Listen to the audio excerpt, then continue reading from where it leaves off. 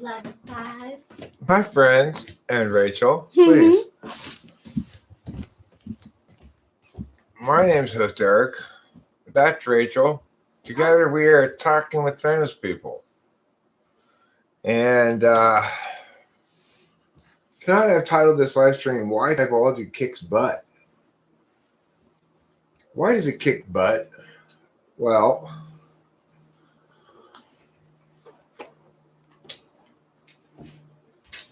because I figured if I put it kicks ass, then YouTube would disapprove in some fashion.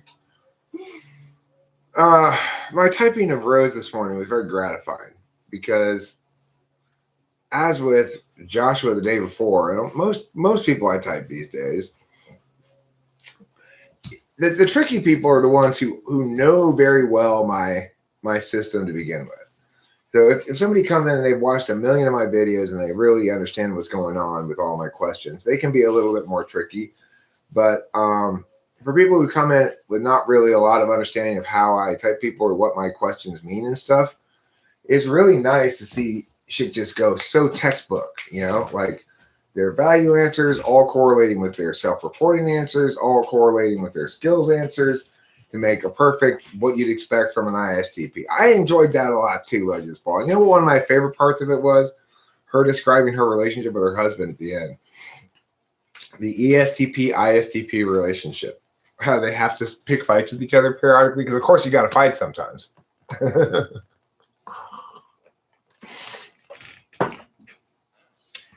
That sounds like a power couple, right? ESTP-ISTP?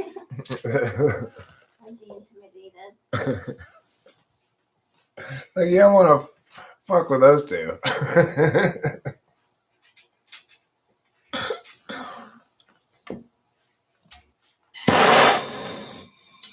Thanks, Winston's mom. I got a couple of presents here. Oh, yeah. That I don't plan to open until tomorrow. How good of you.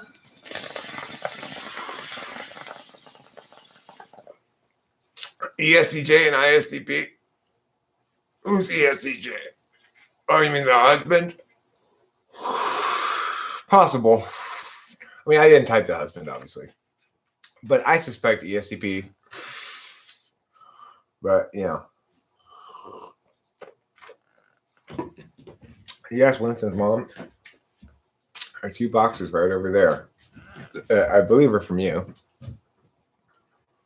Can't see them like that. I have to turn this, I guess. See?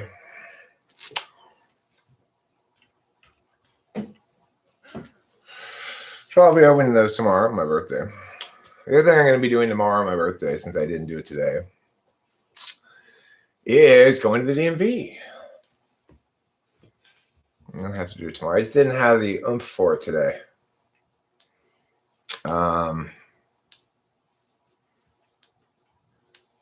Nothing wrong with that. Yeah. But it's like when people don't have a deep understanding of my approach to typology and I ask them questions, they tend to be really textbook in their answers. Like INFJ will give all the right answers all across the board, right? ISFJ, same thing.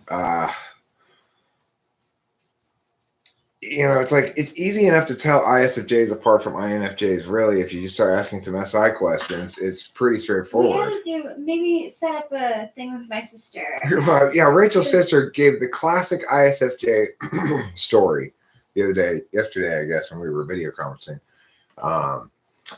She told the story of how her dog, when she goes out in public, makes everybody else in the world happy. And then specific stories about how this one old woman came up to me and she said, "Your dog makes me alive," in Serbian.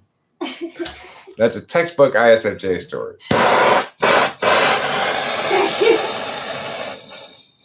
You don't ever really hear stories like that from me. Even if it does happen, like... You don't tell the same way at all. No. A lot of times,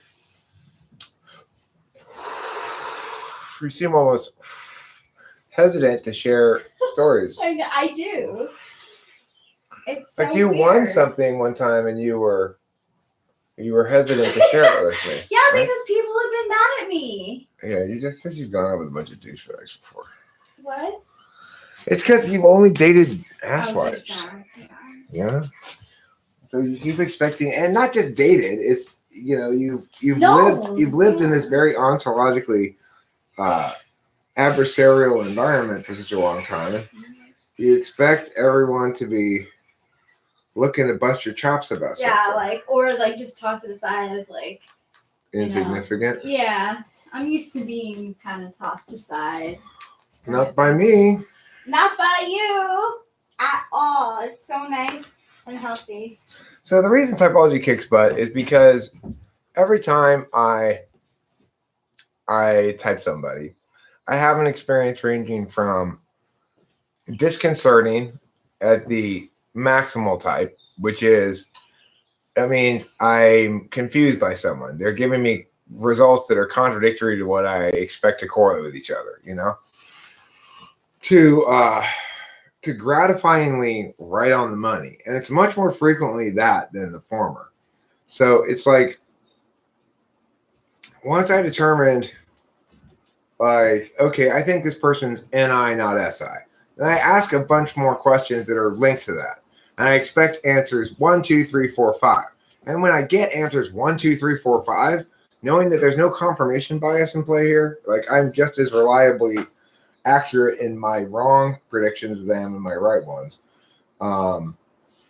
It's pretty gratifying. It's like, wow, this really works. The way that she approached the the hats question was so TI Dom. The fact that she immediately understood that there's a logical process that each of the parties is going through, even though she didn't exactly get it. She got the answer up, not exactly the explanation. Like she hadn't quite figured out all the workings of the explanation, but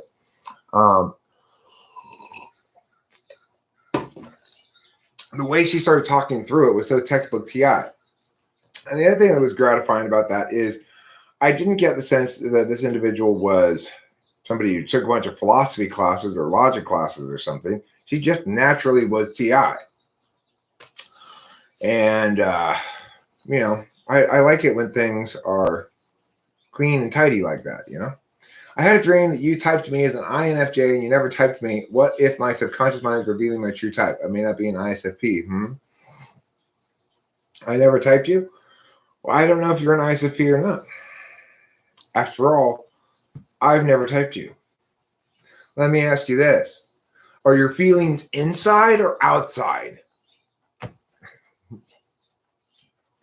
I would point out that everyone's feelings are inside.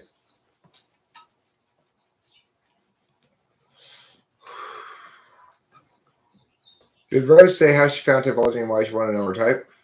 I didn't ask. I probably should have asked that, especially given the fact that she's ISTP and I don't get very many of them. But we do have occasional ones like Gen Xio, for example, ISTP, who is into typology. Somebody whose videos I actually watch occasionally, which is I really can't say about anybody else. I check out his stuff. Some of it is boring. I got clickbaited the other day. I thought it was going to be an interesting topic, and then it was just sort of like channel business. I don't have a whole lot of experience as a YouTube community member, right? I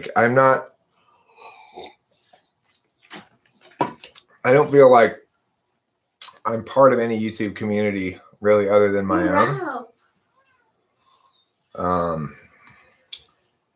Although I do figure as though Gen Xio is live. He is, huh? What's he talking about? Maybe we could meet at Autonomy and we could concurrently live stream on separate channels. That'd be fun. Yeah. If you're over there, could you tell him? Give him the link. Say, hey, come on by, Gen Xio. We're just talking about you. Even though you mispronounce your own name.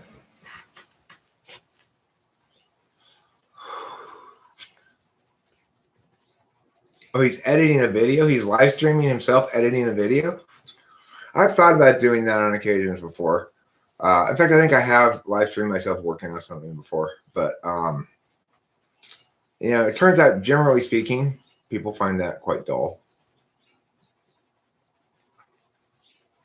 I'd ask him, Winston's mom, why not?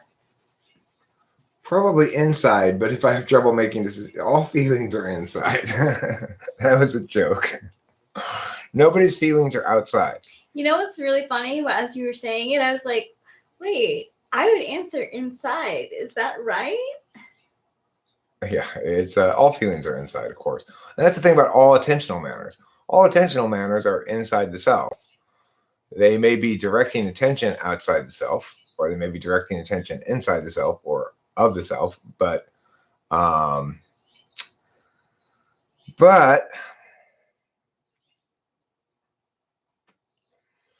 thing is, there's this aspect of life called being a subject. Being a subject means behaving in ways that you expect to be observed by others. So every time I expect my behavior to be observed by others, I'm behaving as a subject. Observed, critiqued, graded, judged, appreciated, valued, whatever, So like right now I'm being a subject because I'm putting stuff out on an external field. I'm putting information out there. You could say I'm paying attention externally, but that would be really technically wrong. My attention is obviously inside myself and it's just being expressed externally. So that's one of the confusions people have about extroversion and introversion. They mistake the metaphor for meaning something like, well, I'm attending to feelings that are outside of me. No, you're attending to people's displays of their internal feelings.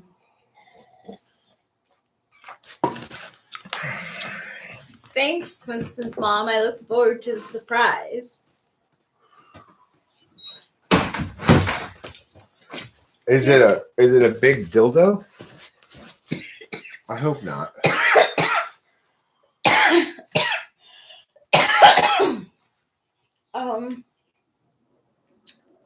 So you'd like to go to dinner tomorrow? Have dinner together? Not go to dinner, but have dinner together. Sure. Yeah, she wants to come over. If she doesn't, that's fine too.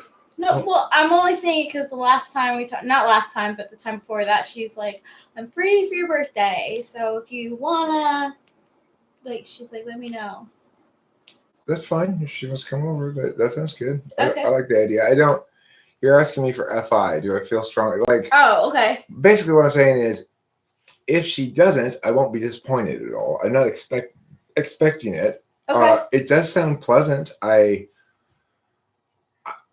No, just come over here and I'll make some steaks or something rather than go out. Going out's kind of weird right now. Thank you, Winston's mom. I like the color yellow. I sometimes have trouble deciding for myself because I'm afraid that I'll hurt someone, especially in my family. But my family says I shouldn't care what others think. Is that FE or FI? Saying that you shouldn't care what others think is an FI value in general. So it's usually people with FI tool function, especially, who are going to say, you really shouldn't care what other people think. Just like I'll typically say, you really shouldn't care about utility. But the reality is they also judge themselves according to their ability to shape other people's perceptions. So if they do things that are very awkward, FI tool, which is FE6, then they'll that's when they do the slap their face to the binder.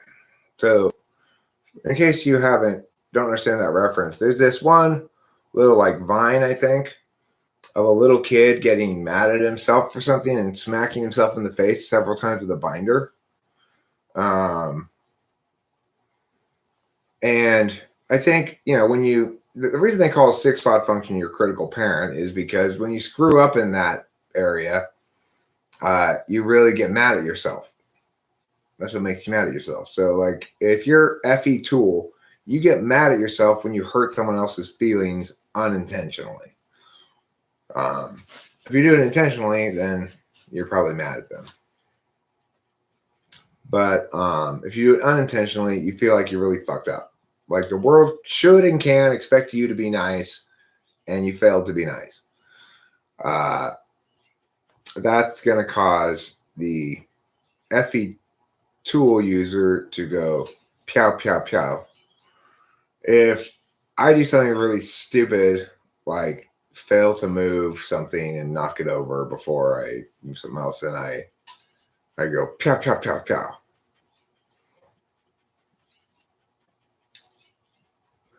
So, I mean, it's like objective personality, aka cloud, is a good example. It's also very instructive about fields and attentional matters. So you'll note that being here on the extrovert metaphysical plane means putting ideas out.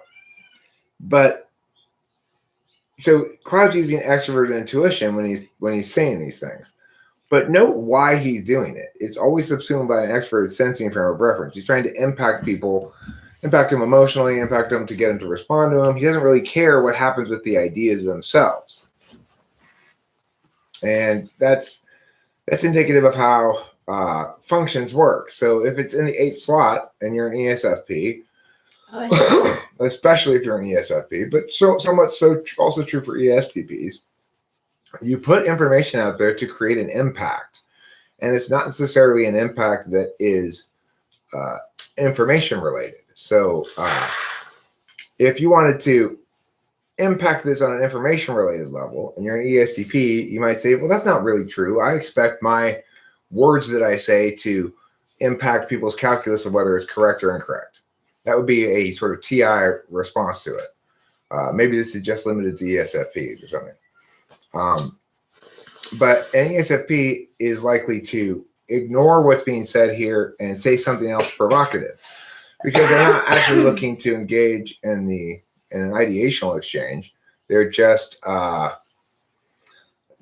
trying to create impact, right? And so how do you create impact in this field? Well, you make the guy who's on camera dance, you throw things at him so he's got to move out of the way. You make him mad, you make him sad, you make him engage with you directly, continually, regardless of whether any progress is being made ideationally.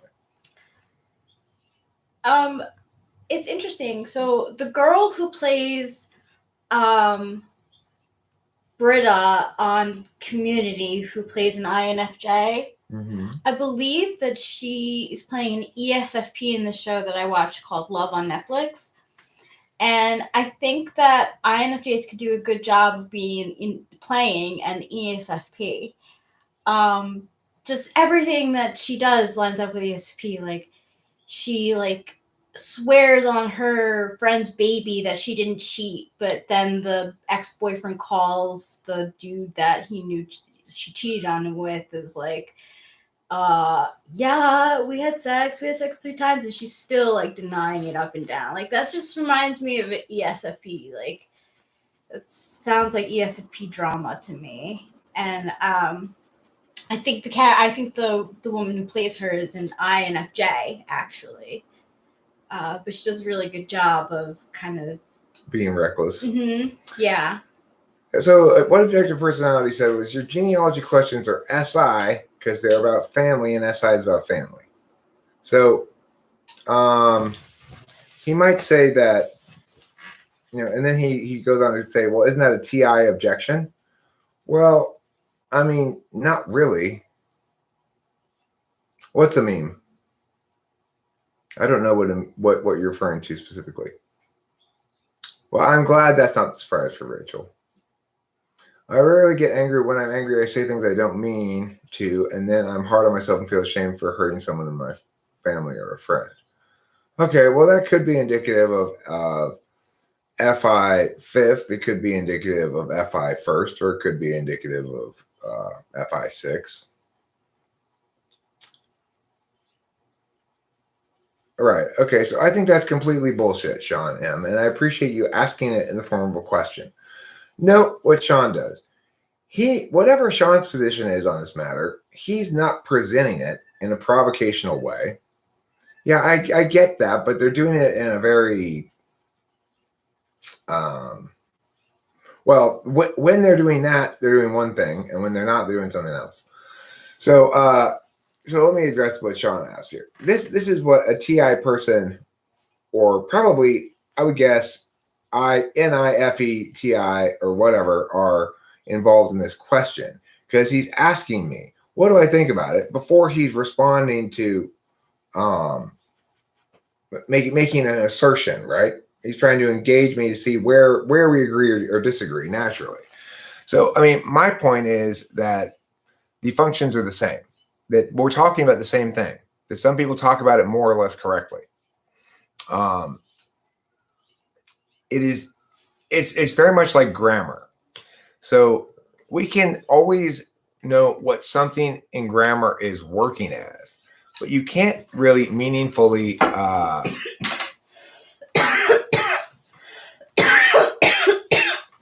okay, I mean, look, the answer to your question, objective personality, and then I hope to disengage with you for a bit, is that I have an NI conclusion, a holistic conclusion, that you're behaving in a very similar fashion to another individual.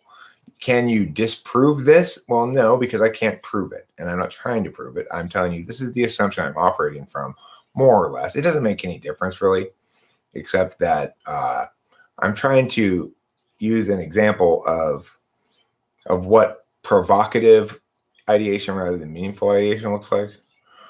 Anyway, so back to what Sean was asking about. The answer to the question is, it's like grammar. If I tell you the sentence, I don't know whoever it was that stole my cheese, and I ask you, what part of speech is whoever?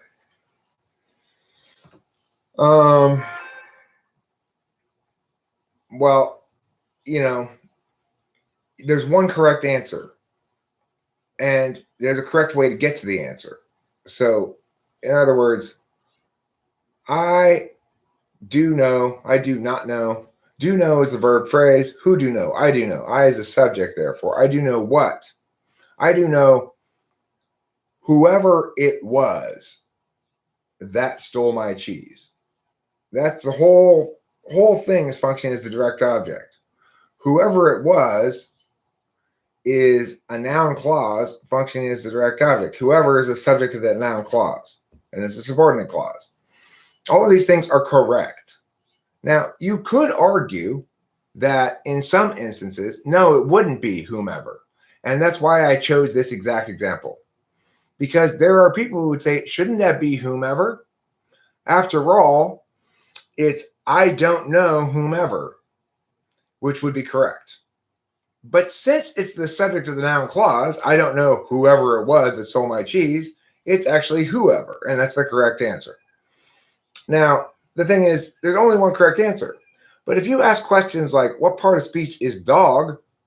You are asking the wrong kind of question. It entirely depends on where it is in the sentence and how it's functioning in the sentence, as it does with every word in English.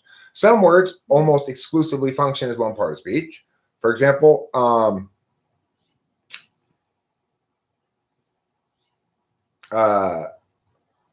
what's that word?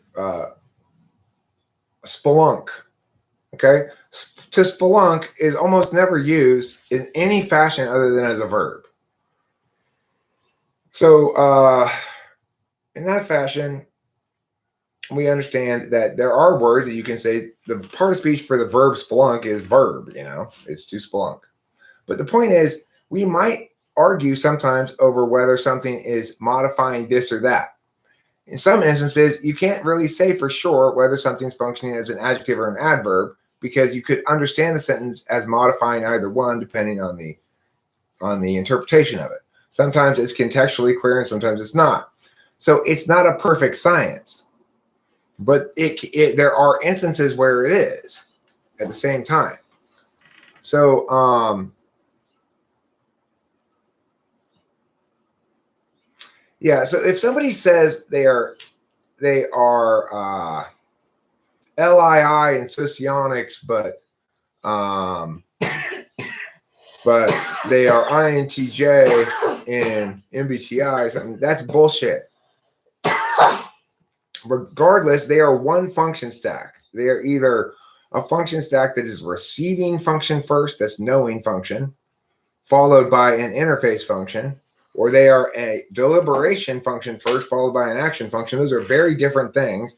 And no matter how you want to define the specifics of each, there's no disputing the fact that those functions are fundamentally different kinds of functions. The knowledge functions, SI and NI, are different kinds of functions than the deliberation functions, TI and FI, which are different kinds of functions than the interface functions, TE and FE, which are different kinds of functions than the action functions, SE and NE.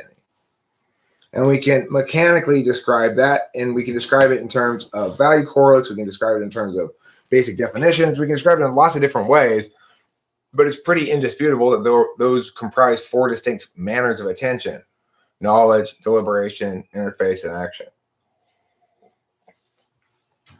I mean, that's the thing. None of this depends on which socioeconomics model you're talking about or anything like that. The point is, everybody but me is wrong. People don't like me to say that, but it's true. To the extent other systems understand it differently, they understand it wrong. There's one correct explanation to the exclusion of all others. And it is the one I am providing. Rachel already got me my birthday present. She got me a new torch. And so somebody like objective personality cannot stand that I would say that. But my basic claim is this, like most things that matter in the world, has a single exclusively correct explanation, and those that disagree with it are wrong. So people who thought that maggots coming out of meat were proof of spontaneous generation were wrong. And people who thought that they were coming out of meat because flies laid eggs on them were correct. Do you understand how most things in life are like that? When you have multiple explanations for the same thing or multiple maps of the same territory, to the extent that they disagree, one of them is exclusively correct. That's life. That's how it works.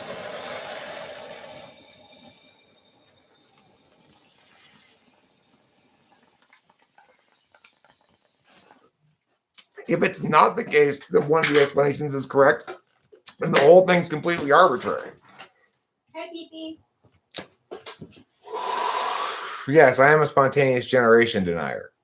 I'll get you, Pee-Pee. So there are certain types who are especially, certain individuals, I would say, not necessarily in types, but certain individuals who are especially appalled when I say things like that. And they want to really... I'm coming, Pee-Pee. Wrong. Right, so it's what Sky Gear says. The problem people have isn't the part that there's a single correct answer. It's my concurrent claim that I'm the one who has it. Morale. You know? But I don't know what else to tell you. It's just how it is. It's a combination of right time, right place, right skill set, right moment in history, right medium, right platform, right opportunity to engage with lots of smart people, including lots of smart INTPs to critique what I was saying. In other words, a lot of different factors come into play to create this perfect storm that made it such that I, by grace of God, happen to be the one who figured it out, who figured it out correctly. So that's just being provocative, objective personality. Obviously. My correctness had nothing to do with these symbols of competency that you point to. Let's see who showed up. Hey, it's Gen Xio. Hi. How's it going? Pretty good. I heard you were live streaming. I was. You were live streaming yourself making something? I was. What were you making? So I was making the new tool video. I'm basically at the top 43 Tool songs, in my opinion. And we're all the way up to number 10. Started at 43, we're all the way up to number 10. So, and the first few, the first, 30 or so, were basically me headbanging along, kind of like a reaction, but not really, because I'm not reacting. Obviously, I know the song, not your typical YouTube reaction. And then the last few, I decided I was going to take it a little bit different direction. So I started adding more effects and less headbanging, and it's been pretty fun. So which one's next? I thought maybe I'd live stream and show how I do it. Which one's next? Which number 9? Number 10. Number 10 is next. Well, which one that you haven't started yet is next? Number 9? Yeah, correct. What song is that going to be? Do you know already? Yes. All right. Well, what I want you to do is to tell me the name of that song. I'm going to mute my audio on the live stream, and I'm going to listen to it, but it'll still be audible to you here, the audio, but it won't be audible on the video feed of the live stream. And then I'll see what I think about it and give you my feedback about it. Okay. What do you think? I can tell you the orders if you want to know. Well, just tell me number 9. I want to check out number 9 and see what I think about it. Okay. Tell me when we're off. Or just tell me the name of it, and I'll put it up on YouTube. I'll find it on YouTube. Number 9 is going to be Bottom. Okay, so right now you're going to hear no sound for a little bit as I listen to Bottom by Tool, but you're going to you see my facial reactions to it.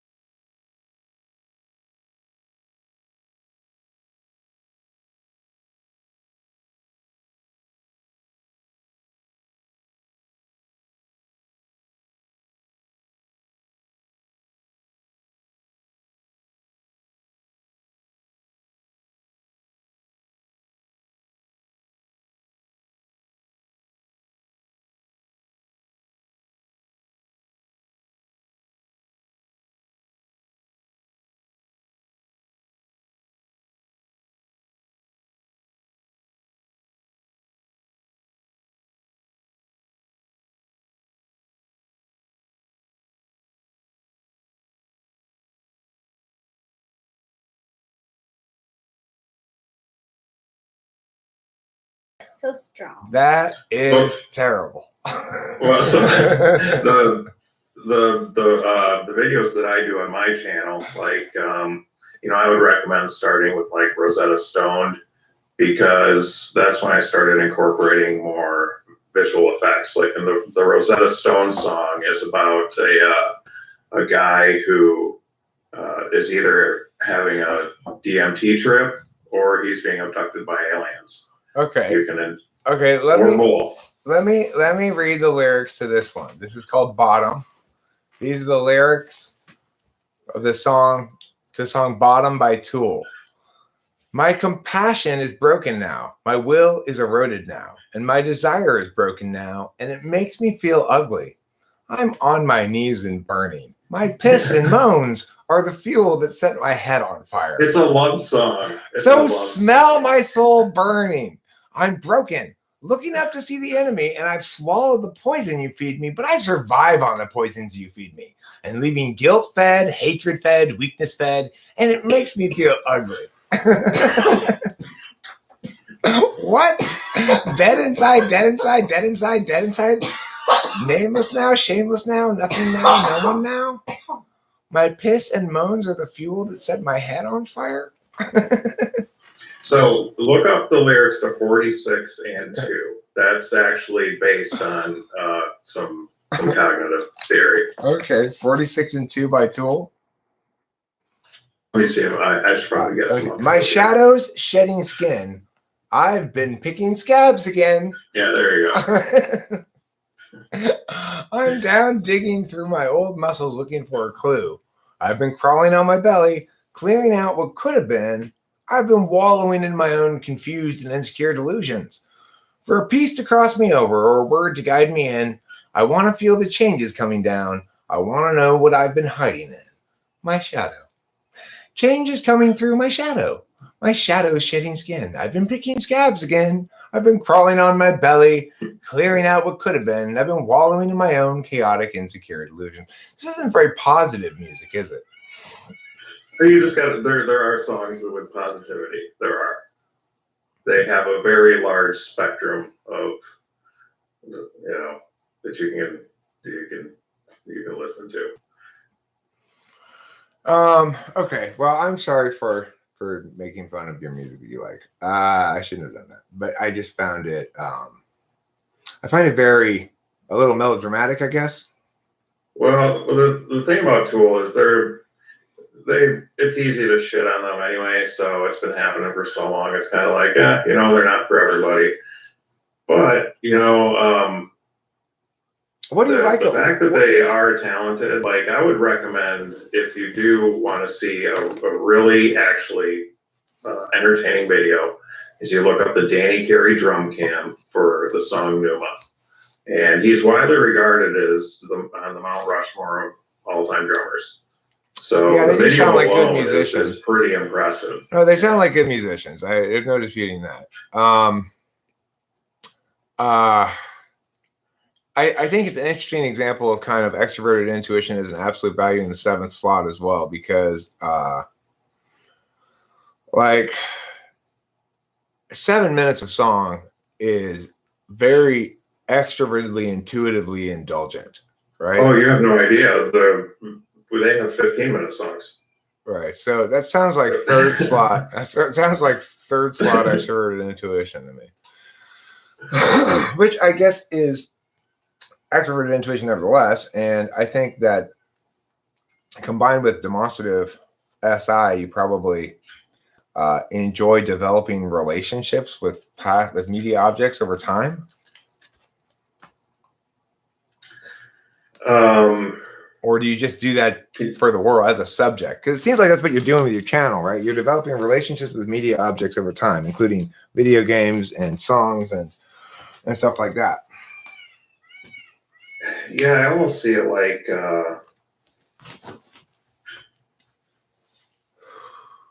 well, I'll go a little woo-woo on you. The more we put into data of who we are, woo, the more opportunity they'll have to recreate us in the future. And woo. So it's interesting. The more you put into SI, the more you don't need extroverted intuition, or it allows you to more easily accomplish extroverted intuition or something.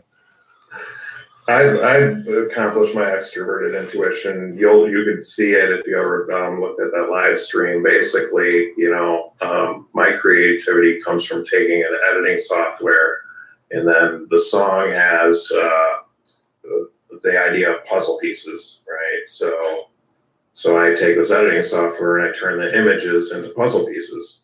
That's the extent of it.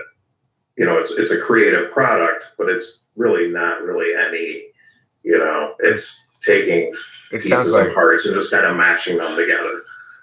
I mean, I've seen the way that you like to take NI chunks of things to explain ideas, like a little NI chunk from a movie or something. Oh yeah, that's my favorite. That's my favorite, and I try and be relatable in that way. Try and hit the pop culture nerve, and that's my best performing video has just repeated reference after reference after reference of pop culture. So it's probably not a coincidence. Lee Man asks, Rachel, how do I know if I am TE polar? Break making a peanut butter and jelly sandwich into 6 steps, Lee Man.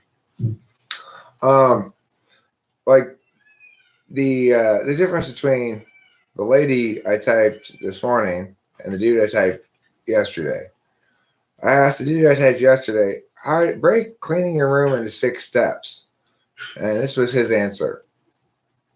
Well, first I'd really need to know, I guess, kind of where to start cleaning or what to clean. And yeah, I'm not really good with the steps thing. That was his answer. Cleaning his room into 6 steps. I watched both of those. The lady today actually really impressed me the whole time. I'm thinking this lady sounds a lot like an ISTP. And then when she answered that she wanted to take the calls instead of fix the fence, she got me there for a second. But then I thought, well, maybe she, and then it turned out that she had experience in customer service, right? So if you have that experience, and she also kind of valued the listening part, of FE, I suppose. Well, it also means that she expects the world she expects herself to demonstrate that side, demonstrate a skill she already knows. Yeah. But the other thing is, I like the way that she approached the hats question with such a TI approach to it, and so indicative of how a TI person immediately starts breaking it down in TI terms.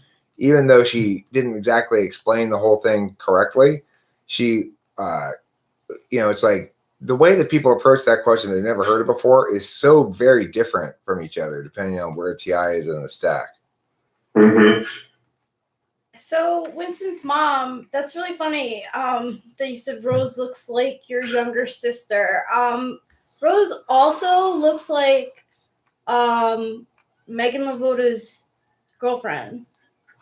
Maybe Winston's mom's younger sister is Megan Lavota's girlfriend. Maybe. You never know how much younger she is. Is this some hot gossip news? Have you been keeping a secret from us, Winston's mom? Is your younger sister Megan Lavota's girlfriend? So Winston's mom, I'm looking to play Cupid. How into possibly meeting an ENFP dude? What's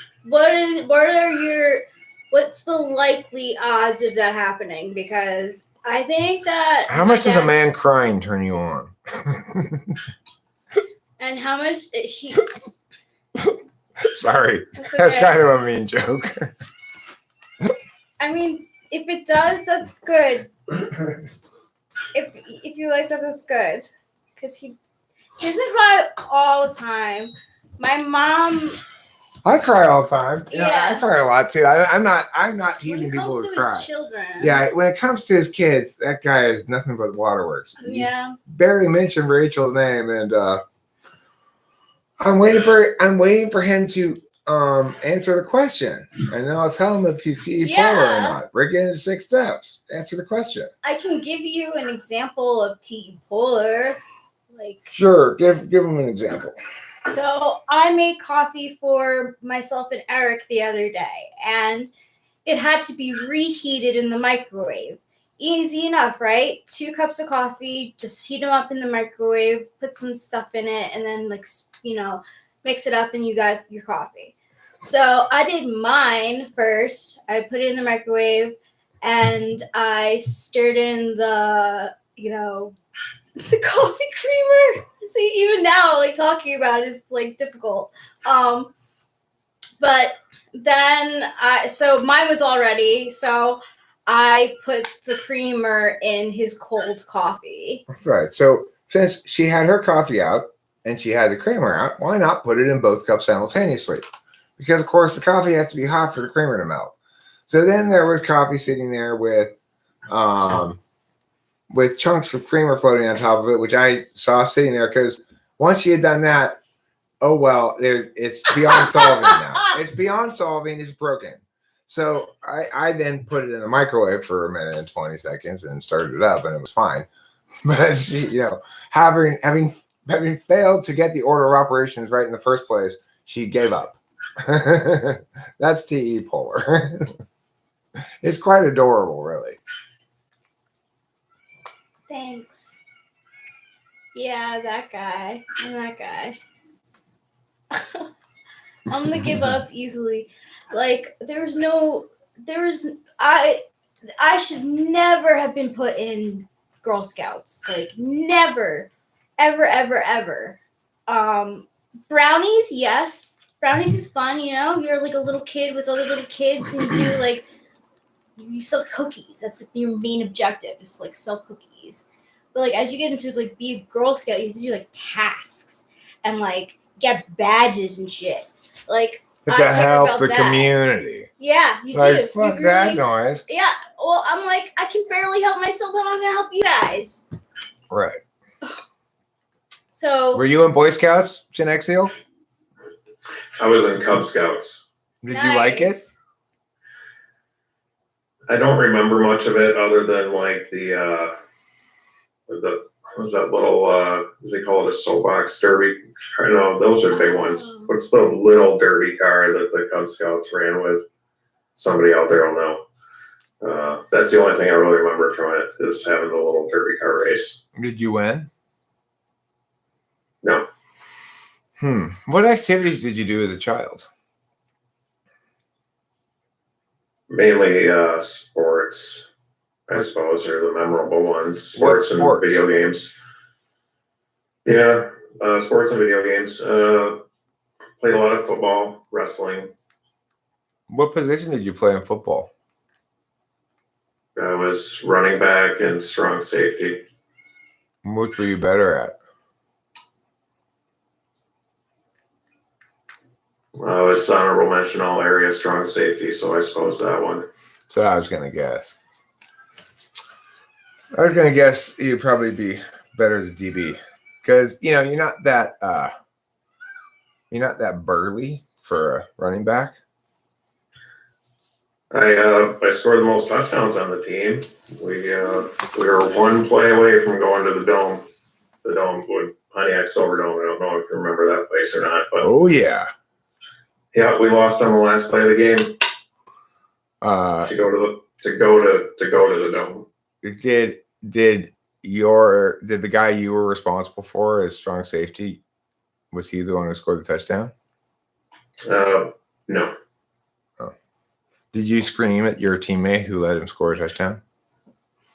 No.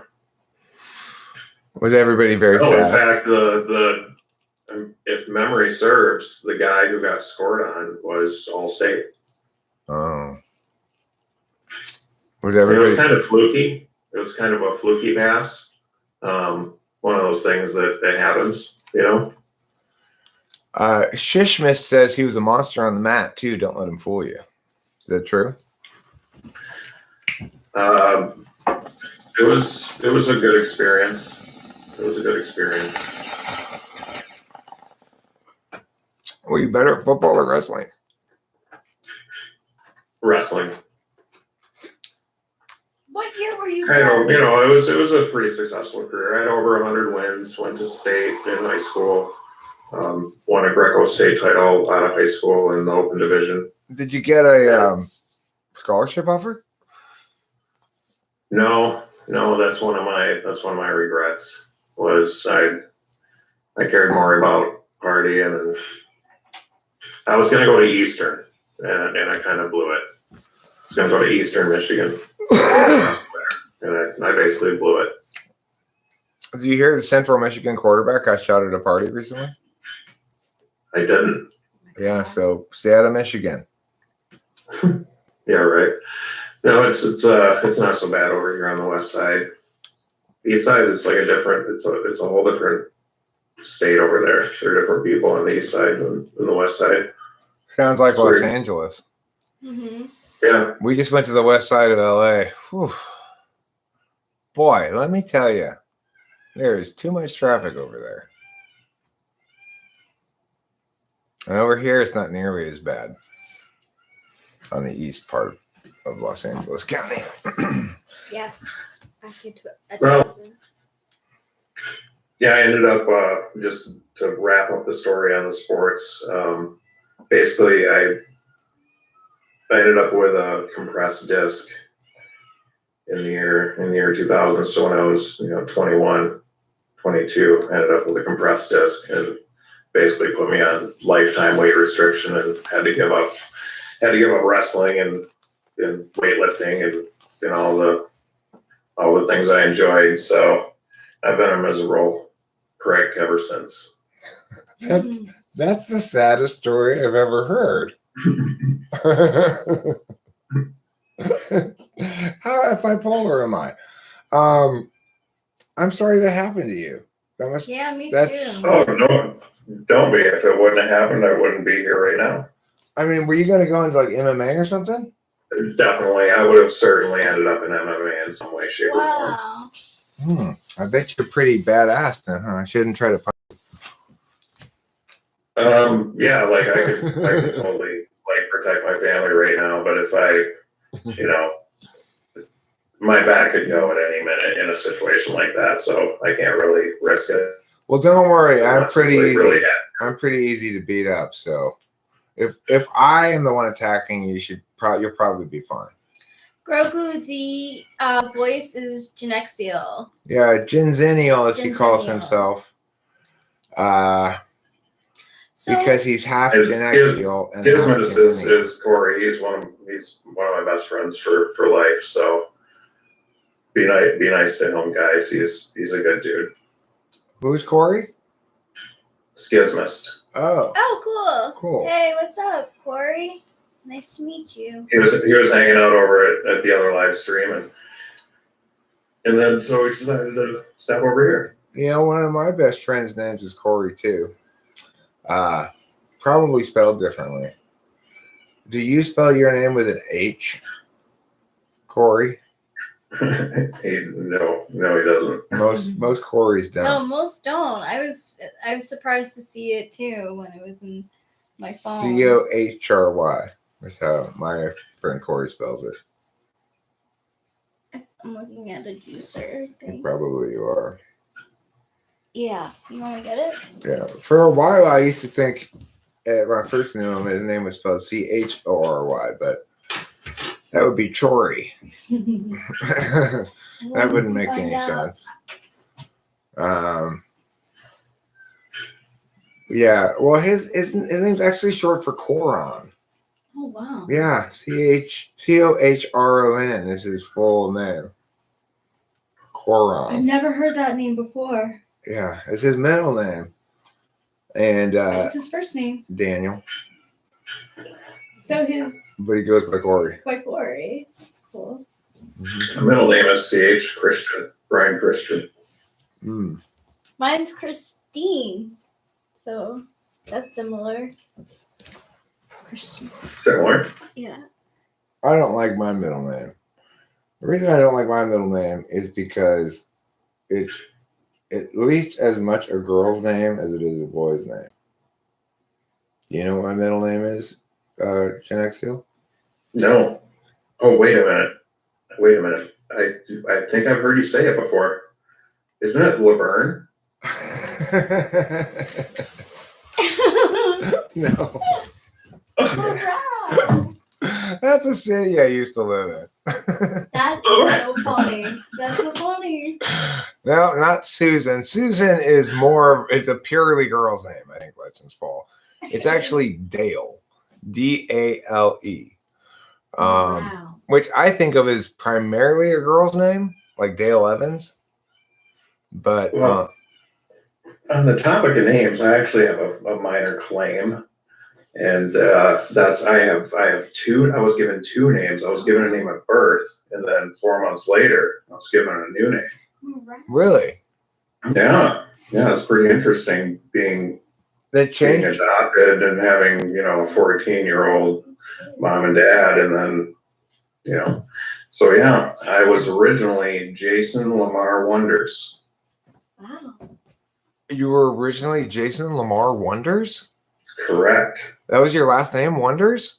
Wonders. Not so bad. I mean, it's a spectacular name, Jason Lamar Wonders. It sounds like the title of a movie. Yeah. Yeah, it's just Gen Xennial. Yeah. Or Gen Zennial. Boba Fett was asking. So, what year were you born? 78. 78. Okay, so yeah, that does put you on the cusp. Well, I mean, there are two Dales I can think of. There's the Dale who is in car racing, Dale Earnhardt. And there's the Dale who was married to Roy Rogers, Dale Evans. One of them's a boy and one of them's a girl. There's also Dale from Chip and Dale. Well, he's a male stripper, right? No, he's a chipmunk. Oh, he's a chipmunk. Yeah. Okay. He's kind of cool, actually. Giving out password information today? I don't think that's password information. Dale Carnegie, Dale Earnhardt. Carnegie, Dale Earnhardt Jr. and Sr. Yeah. Those are more Dales.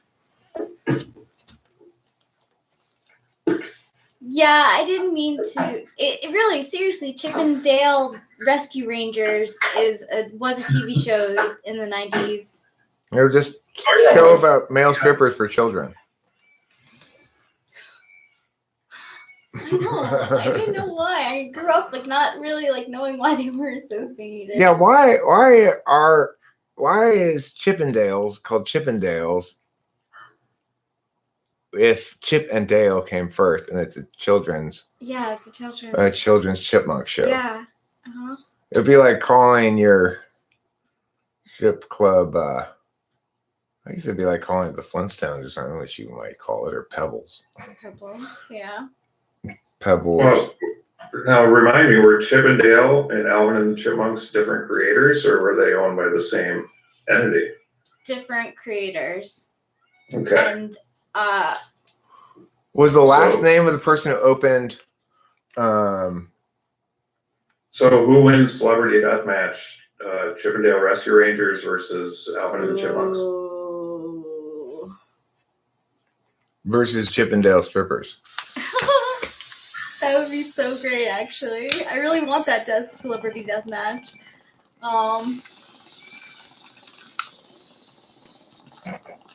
That's a really tough question. They're so different. I think here's the thing. So Chip and Dale's Rescue Rangers has 4 main characters, and I think Tailspin is a spin-off of it. And it has what's his name? Some duck in it. Oh my god.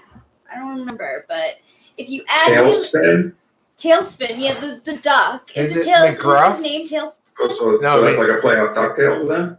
It does it have Scrooge McDuck in it? No. The socionic descriptions account for dominant NI and repressed SE properly, though. I think that, honestly, in the celebrity death match, I think that Alvin and the Chipmunks would win because they also have the Chipettes behind them. I watched Death Note. So it's they could kick the Chipmunks' ass and then be like, "Oh, we got backup." Yeah, Dale Gas. The Chipettes. Dale is a Mexican slang term for meth. Dale gas. Dale gas. Give it gas. Now I know. Yeah, give it. Dale means give it, basically. So the thing is this. If you want to talk about cognitive functions and stuff and how people describe and think about them, the basic problem is they don't map how they describe and think about them. You can describe and think about them in terms of skills correlates, values correlates, self-reporting behavioral correlates, and observed displays.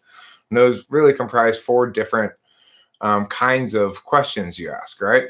So I can observe a person's display in the following fashion. If somebody's talking to me in a session and I interrupt them, they either continue or they give me space. Now there's sort of an objective point at which, depending on how deep you are into your sentence, is sort of an appropriate person yields kind of thing rule. But FE tool function doesn't abide by that. They'll always stop talking and give you space. So unless you're really abusive with it, so it's those are observed displays of prompted behaviors. Pebbles Poon House. Undress in leopard print. INTJs keep talking straight through your interruption, right? So then you're saying, okay, this is a display correlate. In other words, it's not self-reporting about their behavior. It's not someone else's reporting about their behavior. It's your observations about behavior you prompted. Now, the other possible thing you could do is a skills test where you say, I'm going to explicitly assess you now and ask questions like TI questions and stuff. Those skills assessments are fairly strong correlates with functions for some of them. For SI, for TI, they're pretty strong. For NE, they're fairly strong. Then there's a third kind where you say, well, if you are this type, your values are going to line up like this, absolutely and instrumentally. And there's two kinds of values, absolute values and instrumental values. Things that are valuable when they're used to accomplish something else, and things that are the outcome value. And you can predict that an INFJ is going to have this absolute, this instrumental, this absolute, this instrumental, etc., right? And then lastly, you can ask them self-reporting questions. Well, how do you view yourself? Those are the least reliable, but they're more reliable with some types than others. You can expect like an NTP, STP, NFJ's self-reporting answers to be pretty reliable. And so if you have inconsistency in self-reporting, but consistency in the other three, and the type you have for the other three is some sort of SFP, you can ditch the self-reporting as irrelevant because it's consistent with the overarching model, right? If you don't have that kind of metamap done, you're not doing it right. And that's what nobody else has adequately done. And you can try to mix the things into, you can try to trick people with doing value questions into displays rather than explicitly questioned. How much explicitly questioning them impacts it depends on a lot of factors, such as how you phrase the questions and what type they are. It's one of the things that makes it somewhat of an art, right? It's like I can't explain exactly to anybody how to pursue a line of thinking when typing somebody, because it's so specific to the person. Although I could easily enough go through a typing session and say, okay, so here's what I'm thinking now behind the scenes, and I could articulate that stuff pretty easily. Oh my gosh, self-typing. When I was thinking about it today, I was like, self-typing is so tough. I mean, would you like a non-alcoholic beer or a soda? Yes, I would like a non-alcoholic beer. I would like one too. I'll be back with a couple. I thought it was interesting today when, for the Rose video, how Eric mentioned that INFJ and ISTP are often mistyped in that way. And I was listening to like Michi the other day, and they were talking about the same thing. And the same thing happened to me. 16 personalities thinks I'm an INFJ. Wow.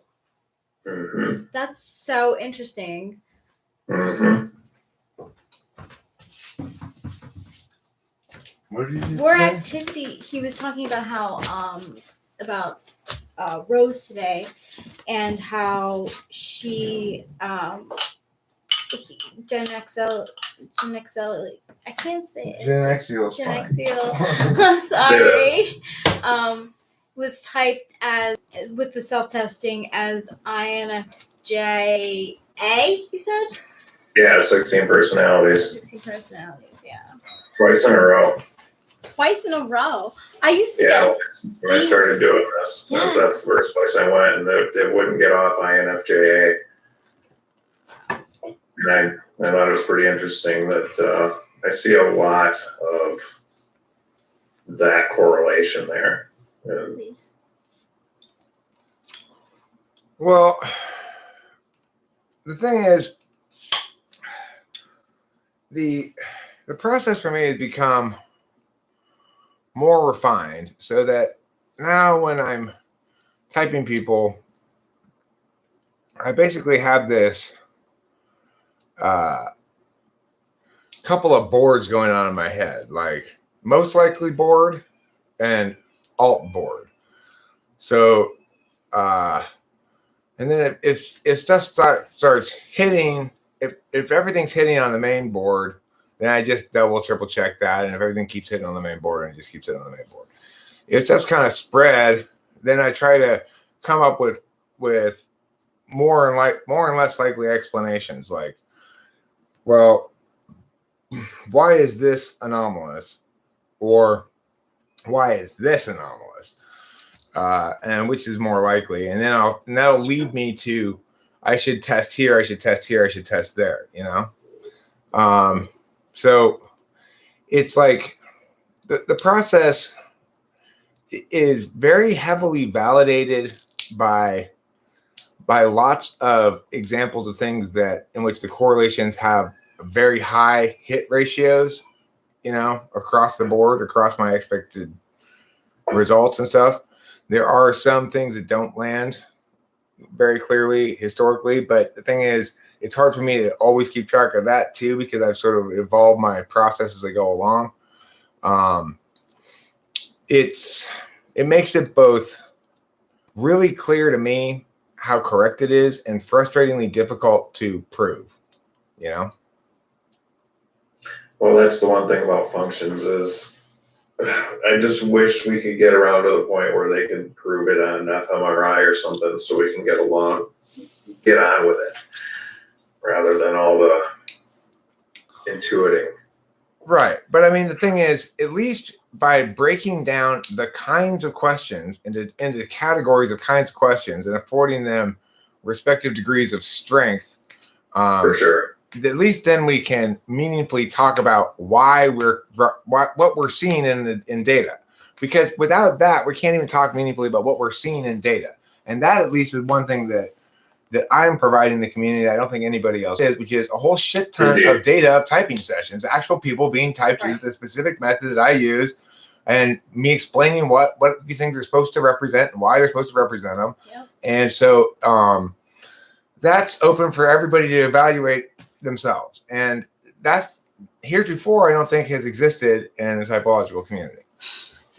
So Dr. Romney said that she did her study on narcissism, psychopathy, and sociopathy for 5 years before people started really taking her seriously. So it's about time for people to start taking you seriously. Well, and I'm sure you could probably say that, since Amy has a pretty decent following going on there, and I think the interaction you guys had really helped out and showed how valuable what you do is. Who's Amy? Is that her name? Do I get her name right? Yeah, Amy. She was the one who originally we thought was, so she had a channel that she thought she was an INTJ. Then we typed her as possibly ENTJ. Then she was like, actually, no, ESFP. Yeah. Oh, that one. ESFP. Yeah. Interesting. ESFP check. Yeah, She's I didn't know she had videos and it's the way she talks about the process with you and how she figured it out. It makes sense, and it makes sense to the people she's talking to too, I think. That's great. Horse Mumbler, only another INTP would appreciate that.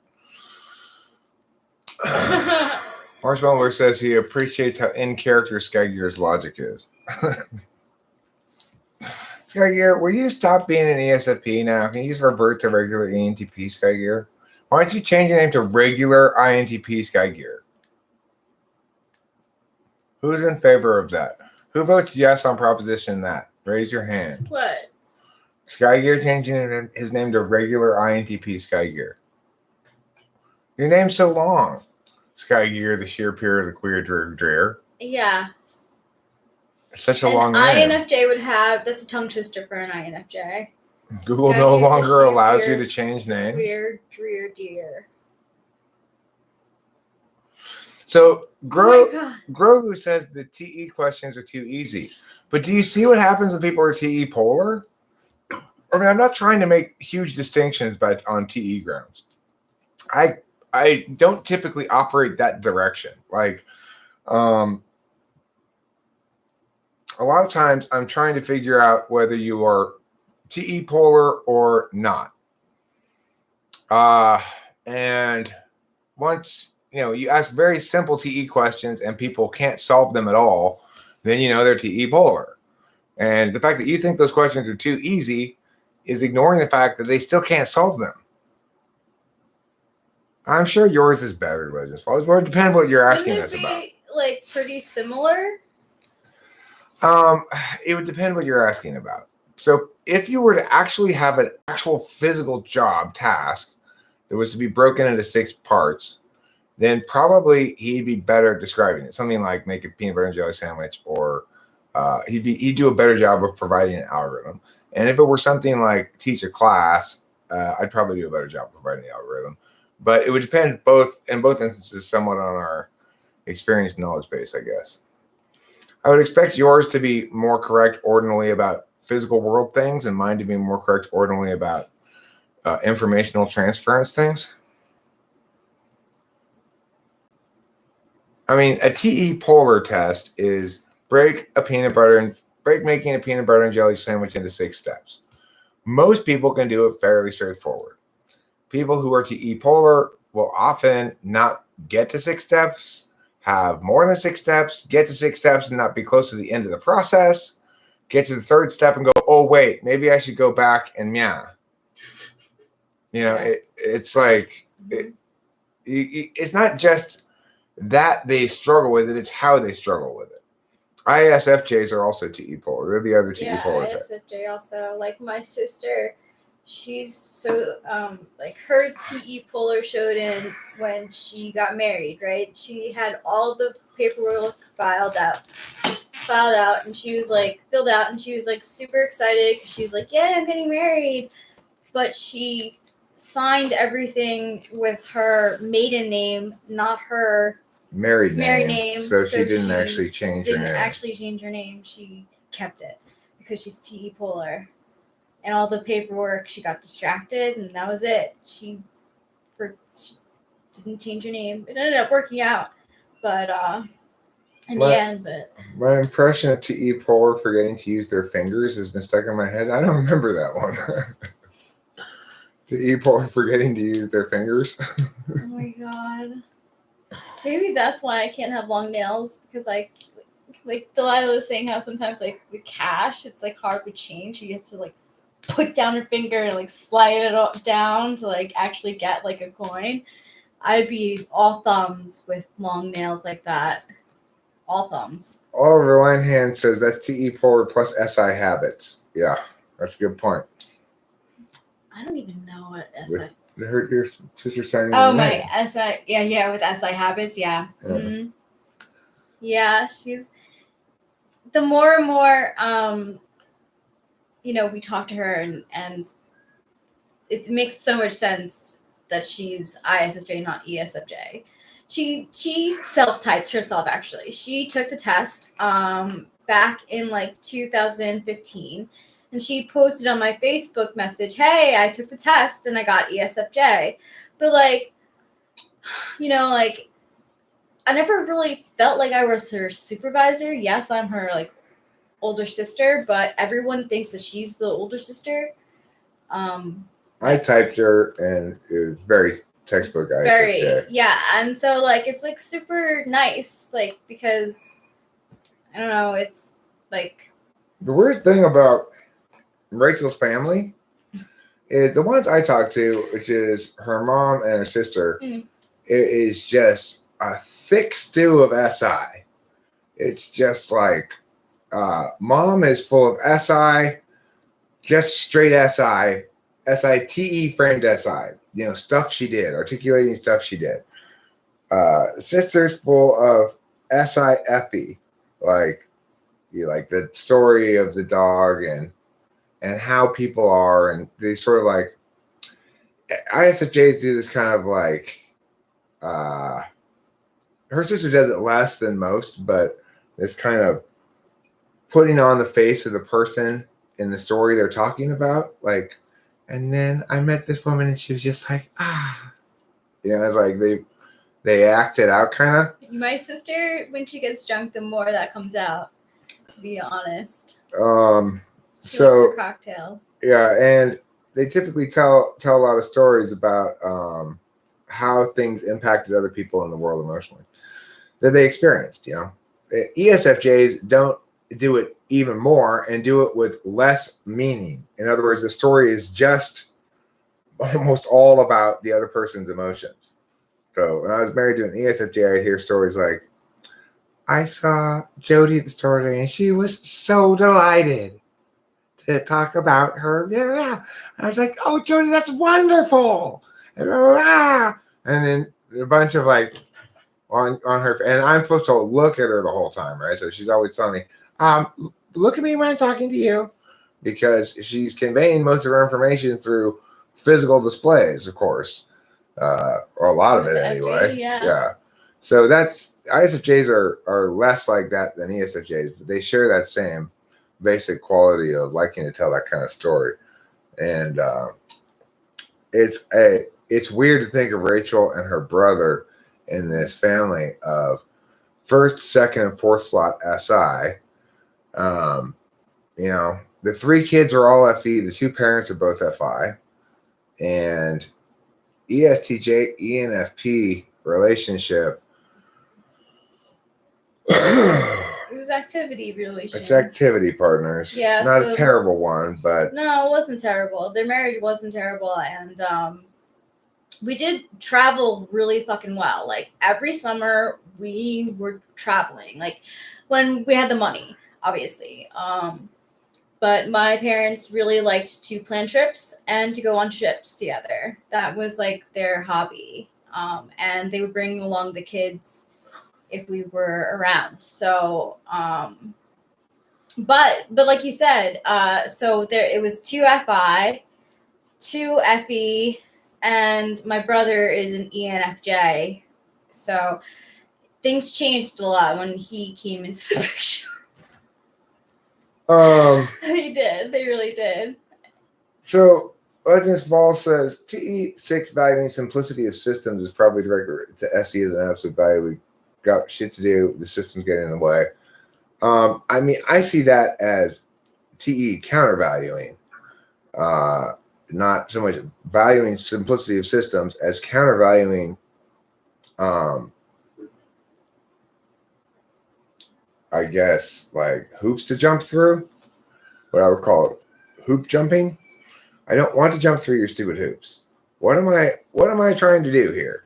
Like let's say I want to be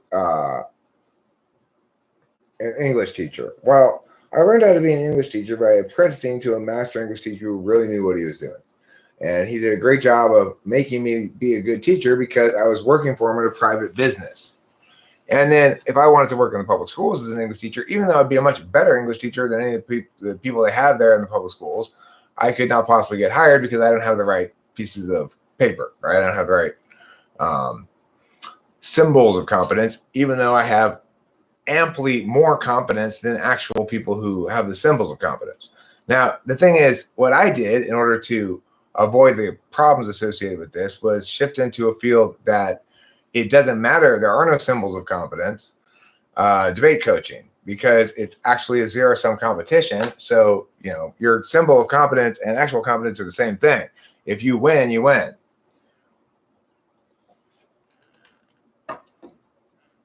You don't need to have any bullshit because the proof's always in the pudding. I like the pudding that is cognitive functions. Like, ever since I've been typed correctly, I swear my life is so different. Like, I'm like okay with my mistakes now. Like, I'm aware of when they happen more often. And it's like, I don't beat myself up. I mean, obviously, I was in a place for a certain amount of time where it wasn't good. But, like overall, being here and being with you and being typed correctly, I mean, it just... It makes me think that being an introvert is necessarily linked to having an extroverted function polar. Because if some form of subject self is a polar, be it an interface like extroverted thinking or a action function like extroverted sensing or extroverted intuition, but mostly interface ones, which require you to take action with another, in a dynamic system, then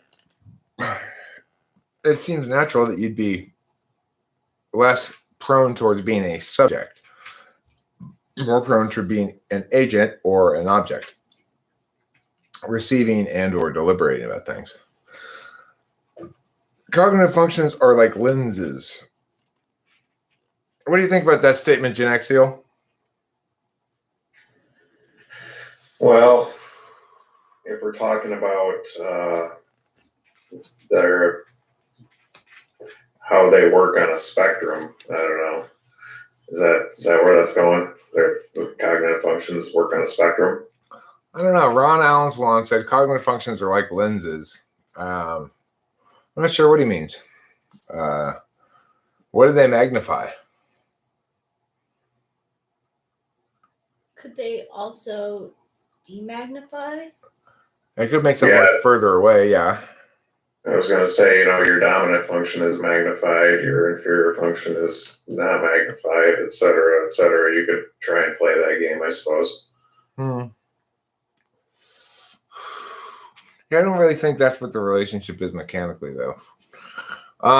Legend Fall says, I like direct accountability in systems. If something went wrong, who didn't do what they were supposed to? Needlessly complicated systems tend to nullify that.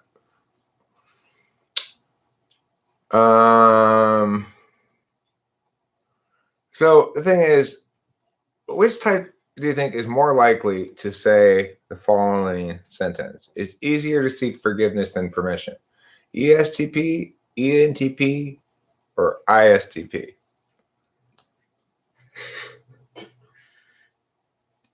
Are you asking me? Yeah. Well, since I'm one who would say, yeah, it's easier to ask forgiveness than permission. I got to go with the ISTP. It's definitely been a saying that I put a lot of faith in myself for a long time. I think ESTPs, ENTPs, and ISTPs all agree with that. The thing is, what I've learned with my dad, it's not true when you're dealing with an ESTJ. ESTJs really, really don't like that.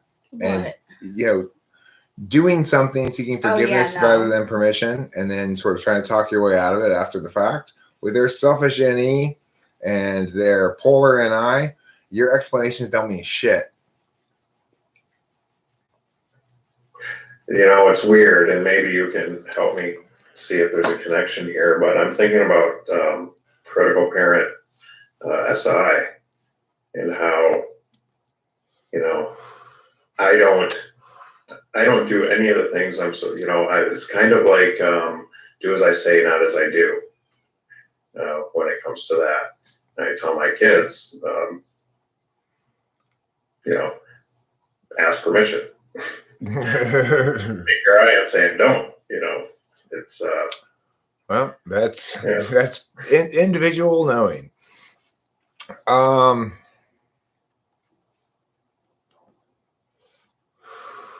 I like to ask. I'm an asker. I don't like to make an ass out of you and me. That's why. I don't like to assume. I make a lot of mistakes when I assume. When other people assume, I like to say this. Hey, don't assume. Remember, it makes an ass out of you.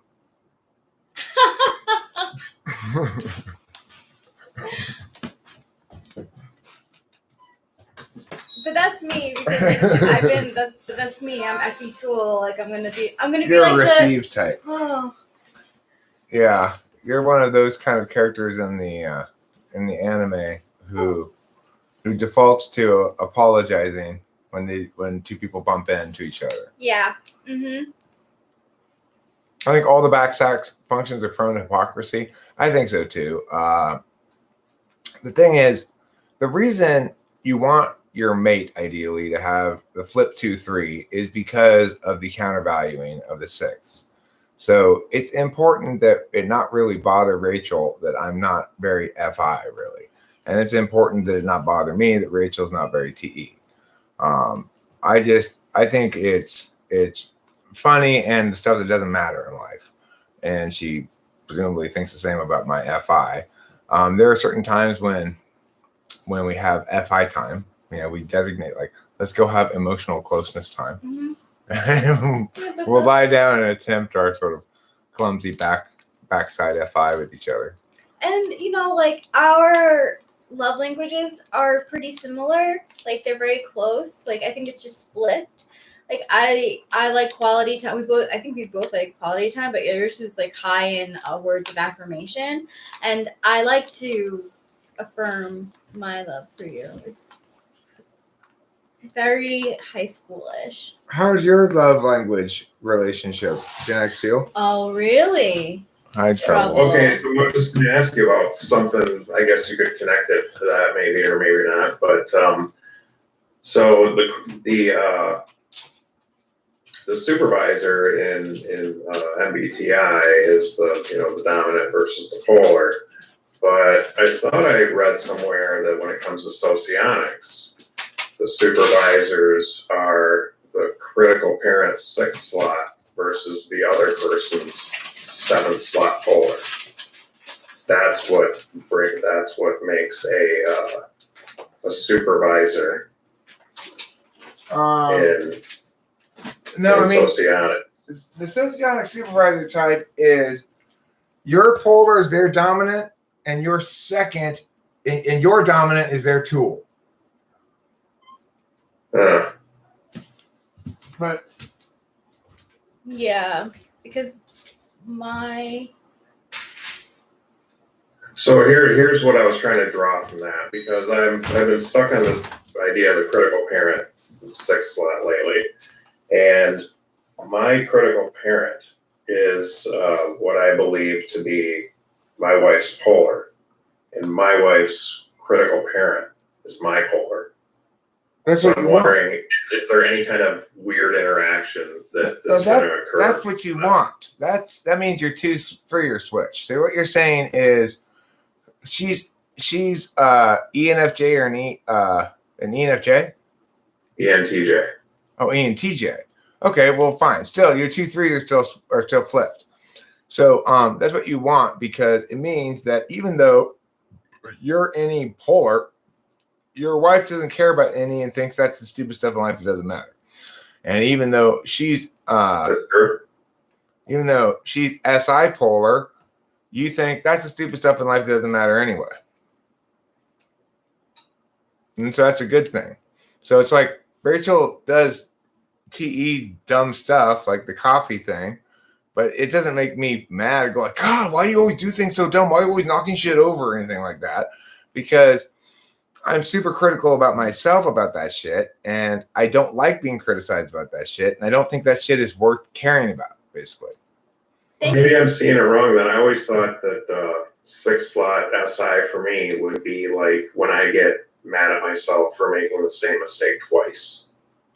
From like a past mistake that I shouldn't make again. But that's being mad at yourself for that.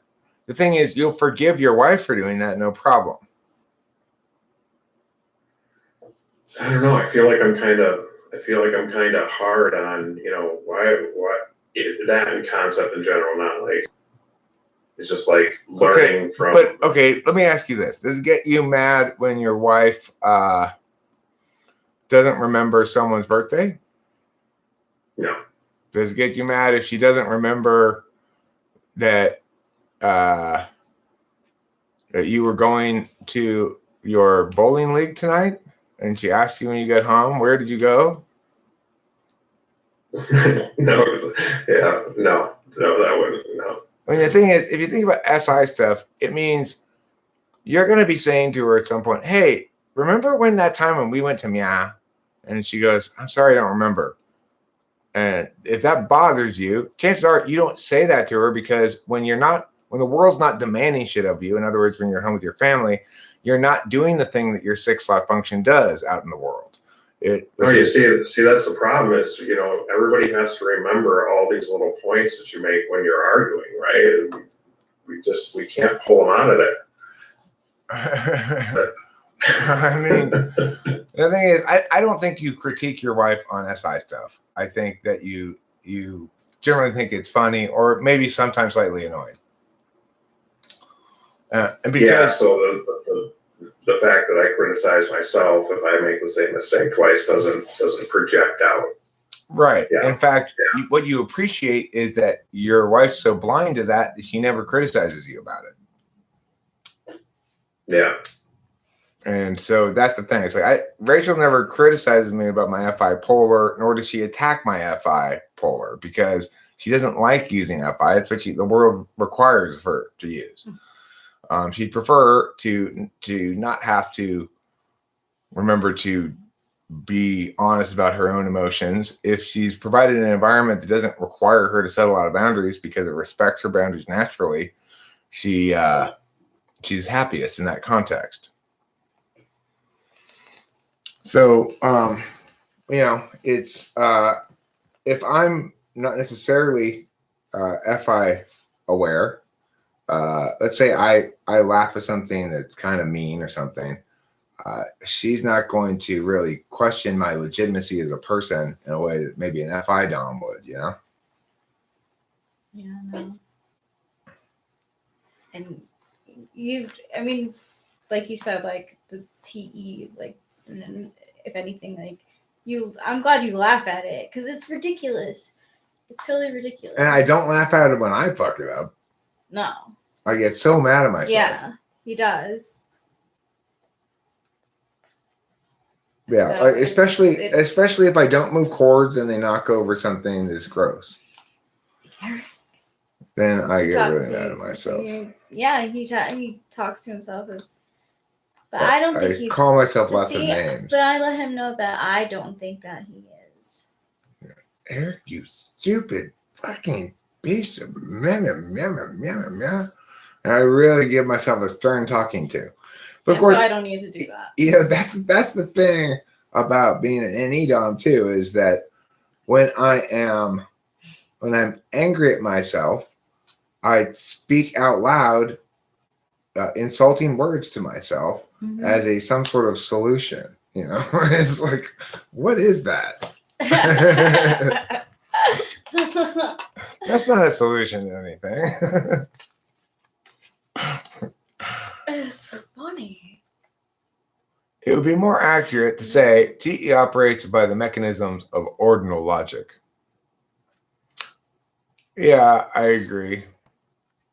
Or TE pays attention to ordinality. I actually think I'm more critical of the bad TE of others than my own. I find bad TE annoying. I mean, I think you find TE in general annoying, probably. Things you have to fill out, hoops you have to jump through. I think you find TE in general annoying, as do I. But the thing is, if there has to be some TE, I'd like to provide it, even though I hate it, rather than have it imposed on me. In other words, if I have to experience TE, I want to be the subject and only the subject. I don't want to be the object of TE, and I'm not an agent of TE. If I'm compelled to be an agent of TE, it's probably because the TE is bad, like you say. In other words, it's a bunch of unnecessary hoops and shit, right? That's what it means to be 6-slot at least with an interface function. I'm not sure it works exactly the same way with something like FI, but I think it does. Basically, with your 6-slot function, you expect yourself to be a competent subject with the function. And when you don't have to be a subject, you don't want to deal with it at all. Yeah. Like, that's when I was at camp and they would ask me so I went to camp for 5 days out of the week, so Monday through Friday, like. All right, you went to crazy camp. Yeah, and every day they would ask us how we feel, and I'd be like, "Are you fucking serious? Like, also, can't I just answer tired? Like, that's how I feel. Like, can I? I know it's not a feeling, but like, that's what I'm feeling right now. Okay, that's all I could give you." Like I'm trapped in Kafka's penal colony. Yeah. That's a good answer. Why didn't anyone come up with that? Well, I mean, extroverted intuition pays attention to ordinality.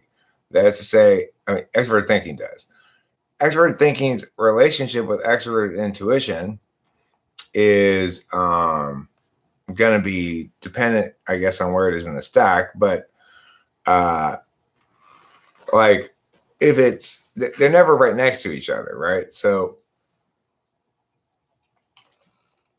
the thing is, when extroverted intuition is below extroverted thinking, then extroverted intuition, what it does is it tries to anticipate problems with a plan, and therefore necessarily forms things into ordinals, steps you have to execute in a plan.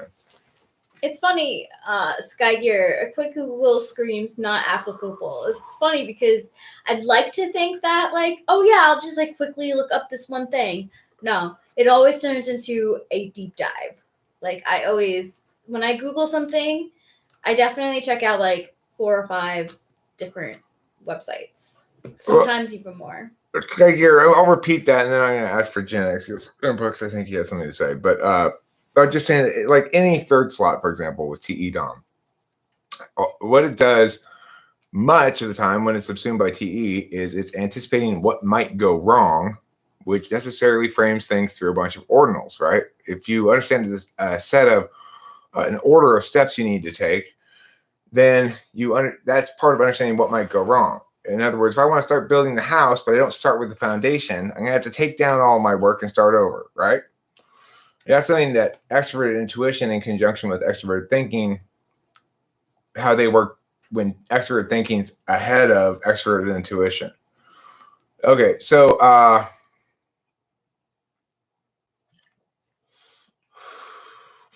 now, Gen X, do you have something to say about that? I don't really have anything at all to say about extroverted thinking because it's like the hardest one for me to talk about. Even though they say your polar is supposed to be that way, I feel that way about extroverted thinking. I don't think your polar is the hardest one to talk about. For me, the hardest one to talk about is my 8th slot function. But ignoring can be difficult to talk about as well. The thing is, for you, with ignoring, I think we tend to use it as an agent and an object, but not so much as a subject. So it's more difficult to talk about. So in other words, you probably know or recognize examples of good or bad extroverted thinking as you encounter them. And you probably judge the world accordingly. Like, this is shitty because it has bad extroverted thinking, and this is good because it has good extroverted thinking. And you probably do a good job of following through on other people's extroverted thinking plans, but you don't expect yourself to be a subject or create the extroverted thinking yourself or do the attention. Yeah, I guess like I can put myself in a lot of shoes. I feel like I can't put myself in an extroverted, like I can't do it. Yeah, well, you're asking yourself to be a subject in that capacity, and it's sort of foreign to your concept of the world because of the introverted thinking dominant function. But yeah, for me, 8th slot is really difficult to explain. Very unconscious. I never can quite say what exactly happens between me being like lazy and then all of a sudden I get up and start doing something. And I don't know what. I don't get what happens there. I can't even explain it at all. It just somehow, it seems like I always miss the moment when the decision happens or something. So I don't know. I eat breakfast every day, get 7 to 9 hours of sleep, and brush my teeth every day on my SI DOM. Not necessarily. Yeah, definitely not necessarily. Because I can say my SI polar brother, Anthony, has a routine every day, and he's SI polar.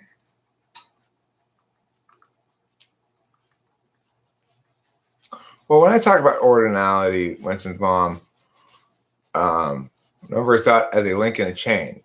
I mean, it is an element of a total order. And the cardinal view is rather a mark of pure quantity obtained through the. Oh, that's very interesting. That's very interesting. So, yeah, it's kind of a TE versus TI understanding of numbers, you know?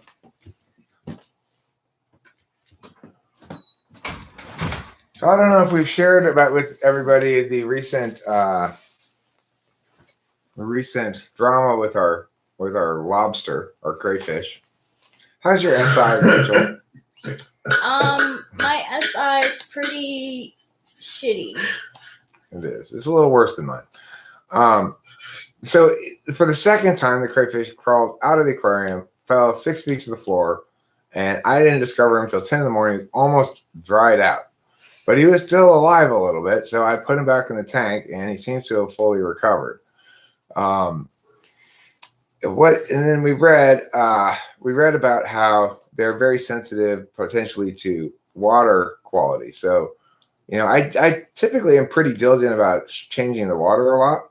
Hi, Abraham. Hey, Abraham. It was very nice to see you today. Yeah, it was. Do you ever test your water parameters? No, I just scoop out a few scoops of water every day, and then I scoop in some new scoops of water, and we just bought some new filters to change out the old filters. Just get a little, like a $6 pack of those Tetra test strips so that you can test your nitrates. And the nitrates level, you shouldn't have any ammonia or anything like that. Your tank will be cycled and you'll have no problem there. But the nitrate levels is the one you want to pay attention to for that water quality that you're talking about. Okay. Well, I might purchase those, but I think what I'm going to just simply do is I'm sort of, having gotten the new filters, I'm going to let those go for a couple of days. I'm going to change those out. And wait, before you do that, you have a lot of your beneficial bacteria that converts that ammonia to nitrates, and then beneficial bacteria that converts nitrates to nitrates. Those all live in your filters. Now they live on your substrate and your plants too, but a lot of it is in your filters, so you don't want to just go willy-nilly swapping out your filters. Okay. Or else you crash your cycle. Okay. Well, my water is pretty murky. We have a lot of life in there. We've got a lot of plants, a lot of fish, a lot of snails, and so Live plants? What's that? Live plants? Yeah, live plants. We've got like 4 or 5 or 6. Then you're probably safe then. And like the water starts smelling kind of fishy after a while. So even with me trying to change it pretty frequently, it seems to be, it's got a lot of, there's a lot of activity. So there's a lot of waste product being dumped into the water by the various creatures. So I just try to scoop out 3 big scoops of water every day and replace them with 3 new scoops. Okay, I agree with you, Sky Gear. That's a better description. Sky Gear defines TE as TE interfaces with non-static systems algorithmically. I agree, that's a better description. You win. INTP once again wins. When they finally get around to expressing the technicality they've been thinking about for 40 minutes, lo and behold, they're right. Okay, have we finally gotten there after all of this back and forth, Sky Gear? You finally reached the point where you concluded what you wanted to conclude about this, and the better way to define that is TE interfaces non-static systems algorithmically. I am fully in agreement with you. Well, what I think is interesting is that for all this time we finally have confirmation of what Sky Gear actually is. Oh yeah, Sky Gear's an INTP. He's always been INTP. But he likes to pretend to be an ENTP because he's an INTP.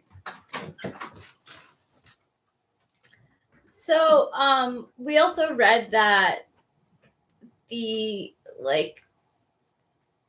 crayfish have different personalities. So some are more out and about, and some are more like to burrow a lot. And I think that Lily likes to burrow a lot because that's what it seems like.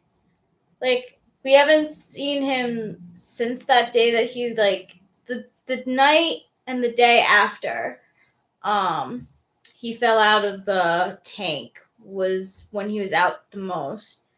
I don't know. I think he's gonna crawl out again, and we're just gonna have to get lucky seeing him.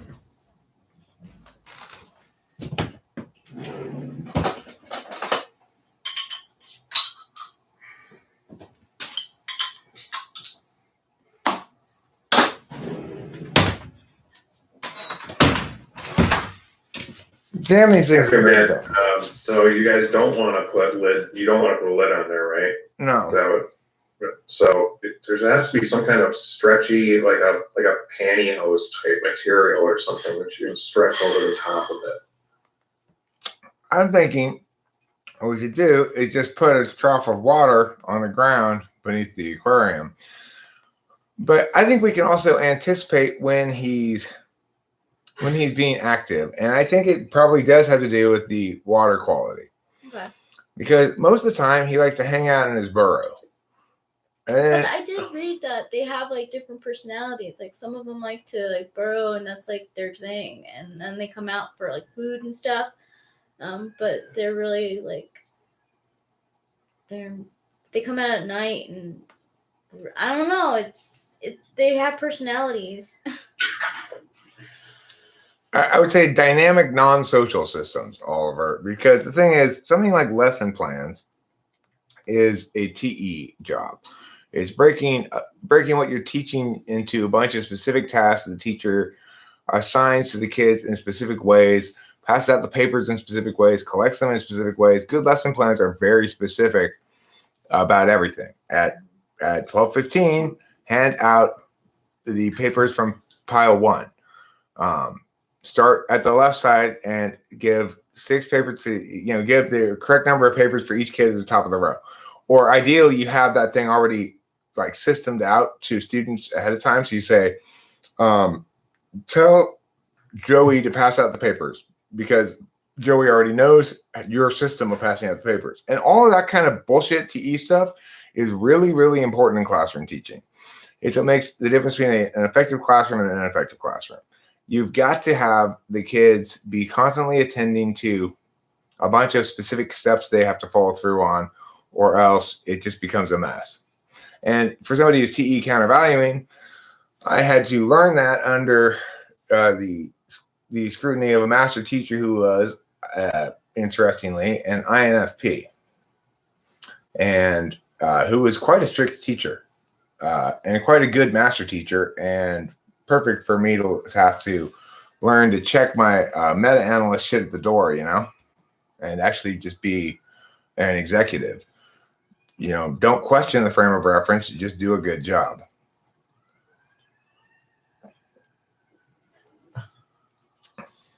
And that's what ESTPs do naturally, right? Is they don't question the frame of reference, just do a good job. Spending time questioning the frame of reference is a waste of time. That's absolutely true if you have a job to do. So like when I went into learn how to teach English and I was terrible at being a classroom teacher because prior to that I only taught special ed, which is not really teaching. I had to learn all the TE specifics of being a good classroom teacher in terms of managing the class, classroom control, making sure everybody's on task the whole time, having very specifically articulated expectations, having high expectations about presentation and stuff, like making sure everybody draws their lines with rulers and stuff. The teacher I worked under, he was old school. He'd like, if you came with your paper and you didn't use a ruler to underline your shit, he'd rip it up in front of you and tell you to redo it. So, I mean, he was like super old school, right? That's how I learned how to teach, and that's where I learned how to TE shit, but was I TEing social systems? No, I was TEing against social systems. The social system approach of making sure everybody's happy and making sure you've got a group that's sort of on the same page and working together and stuff doesn't work for classroom teaching.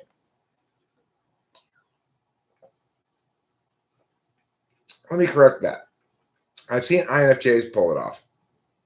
Really? I was just gonna ask, like, but even they end up using a decent amount of TE. Yeah, they learn that sound like they learn it from someone, maybe their mentor teachers or whatever, and don't you think that's how I was able to become a paralegal? Was that like I was able to teach myself certain, like the law firm that I worked for when I was an administrative assistant, like they had a formula for everything, and it was as long as you don't have to do the TE yourself, you're fine. So if you learn how to do TE a class period from a master teacher or something, then the FE can go a long way in controlling and doing classroom control as well. Like INFJ teachers do a lot more with a look of with a slight frown than a lot of teachers can accomplish with stern words. Yeah. There's something about INFJ teachers that make the children not want to disappoint them. That's so fascinating. Well, on that note, guys, I gotta make like a tea and leave. All right, then you do that and have a pleasant evening. I'm glad you were here. Thank you for joining You us. too. I appreciate your hospitality from you both and the chat. Absolutely. Everybody have a great night. Cheers. Cheers. Cheers.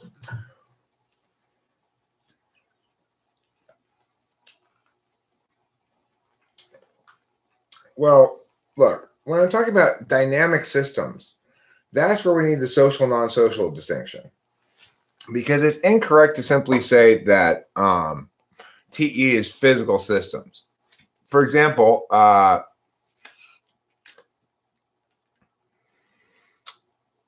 we live in Los Angeles. Yeah.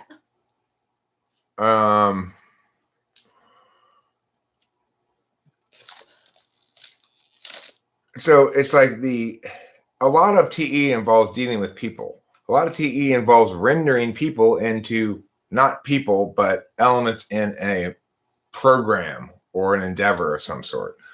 That's what classroom teaching is. When you do classroom teaching well, you're not really thinking about the kids as individuals. You're thinking about them as students who need to perform like Mia, behave like Mia within the following range anyway. It's one of the reasons why classroom teaching is inherently oppressive and wrong. Ideally, people would be taught, the classroom teaching as it currently is, if everybody joined the class for the right reason, then it would be fine. If everybody joined the class because they wanted to learn what you had to teach, that would be fine. It's one of the reasons why I have so much less problem being a debate coach than I did being a classroom English teacher. The way that the current day school system works with like taking English class and biology class and math class and stuff is fucking horrific.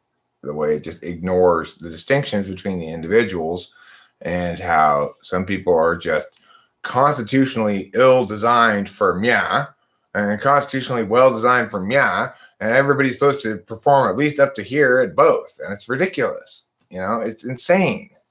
It's like saying, look, I don't care if you're a squirrel, you need to fly, and I don't care if you're a pigeon, you need to climb trees.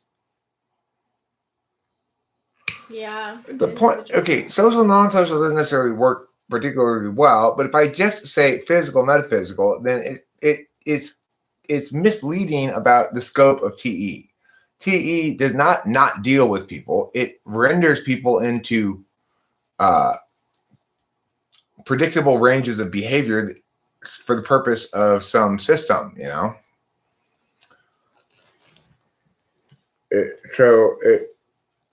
Okay, well, you have questions. Not necessarily.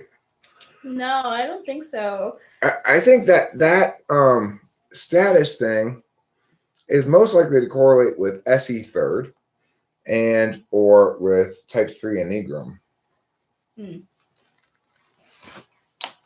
Yeah.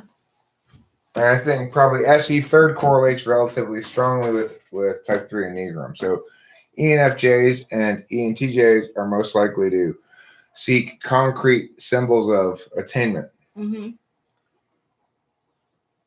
I definitely agree. And I think that's why with self-testing, I would always get ENFP because I was testing based on my affect. I can be very social when I want to be. And, for a long time I had a core group of friends and we would socialize a lot. So, I was basing my answers off of that. And a lot of my answers were also like in the middle. So, it's just, Eric is the best person to go to if you really want to be serious about your type.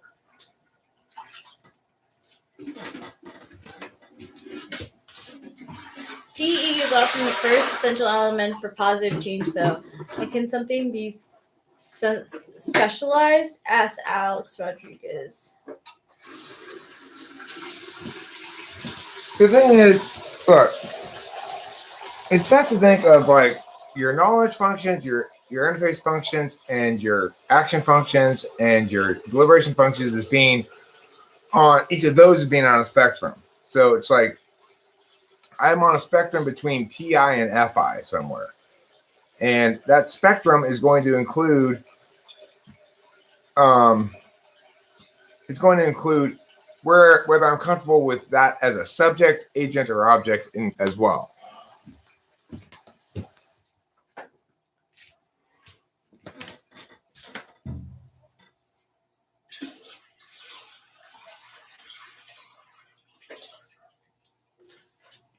So, like, I'm comfortable with TI as a subject, agent, or object. But I'm only comfortable with FI as an object. FI is something that happens to me. It's not something that I know. It's not something that I do. It's something that happens to me. TI is something that I do, something that I know, and something that happens to me. So, in other words, when people throw arguments at me, I'm paying attention on a TI level from an object perspective. When I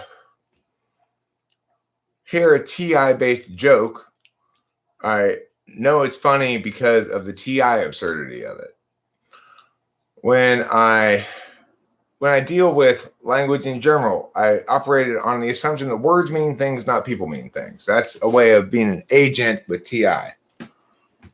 I'm a subject with TI in the sense that I'll correct myself as I'm talking. Last Tuesday, actually it was last Wednesday, is being a TI subject, you know? So the thing is, I don't do that with FI. I'm mostly just an object. I just experience it. And that's one way of understanding your functions on a spectrum. One would imagine that that's consistent with most people on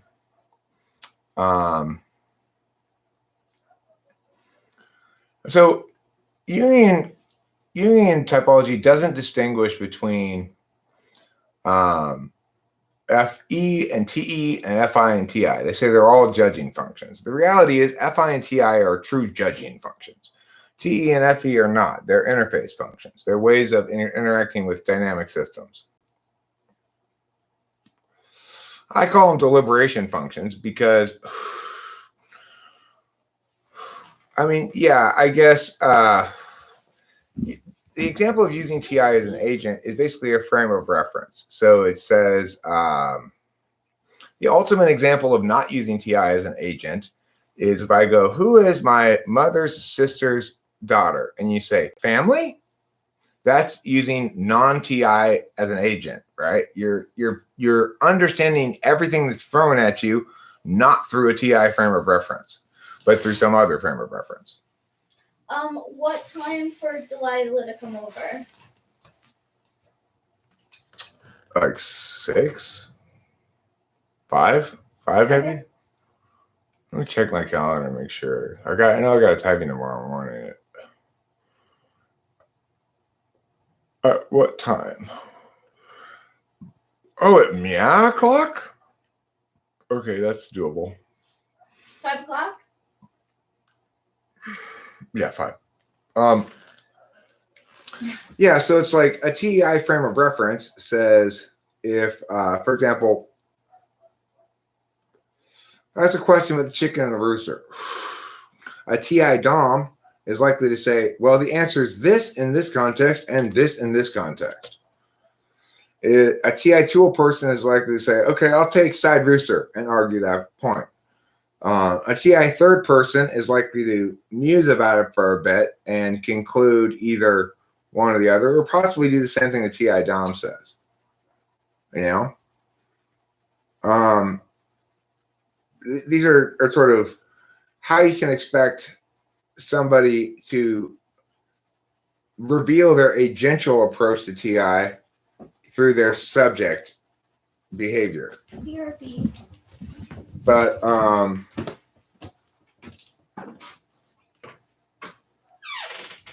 you know, it's like the hats question. When I asked the lady this morning the hats question, she began by saying, okay, well, if the first person had seen 2 red hats, so she immediately starts diving into it via conditionals.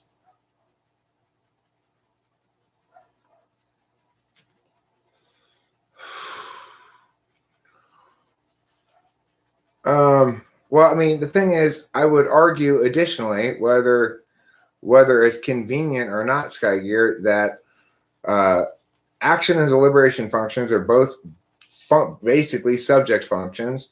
Knowledge functions are basically agent functions, and deliberation functions are basically object functions. When you're asking a question, you're asking to be the object, right? You're saying, you take action, you put information, and then I'll be the object.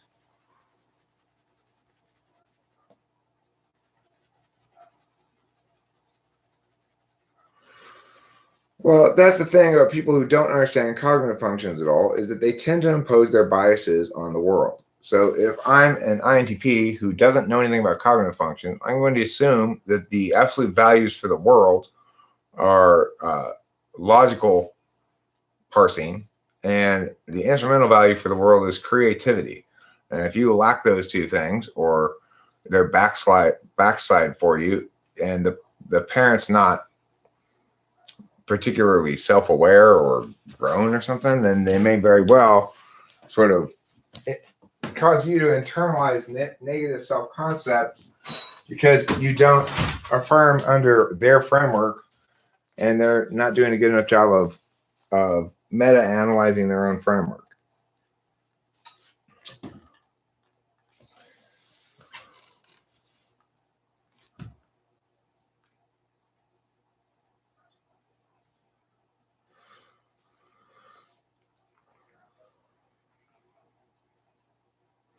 I just called to say I smoke weed, and I smoke it from the bottom of my heart.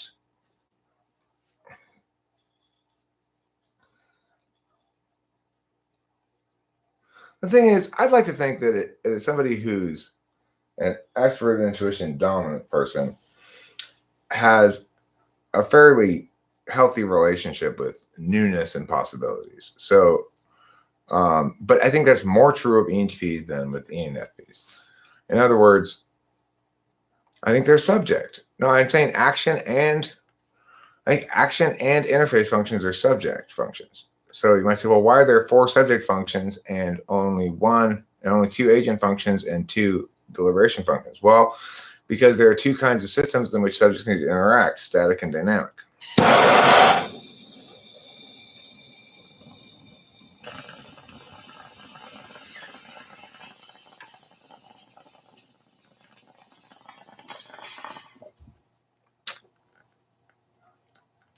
So it's interface. They're both subjects, but they're subject in different kinds of systems.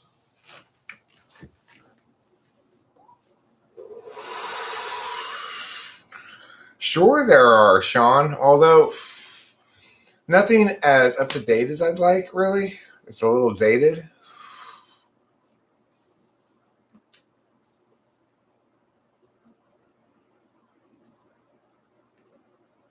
Well, you don't act as an agent and object. You be an agent or you be an object. The only term that really functionally means to act as is to act as a subject, right? So, I mean, if I said act as, I shouldn't have. I said, you be as an object, you be as an agent. As an object, your subjective behavior is going to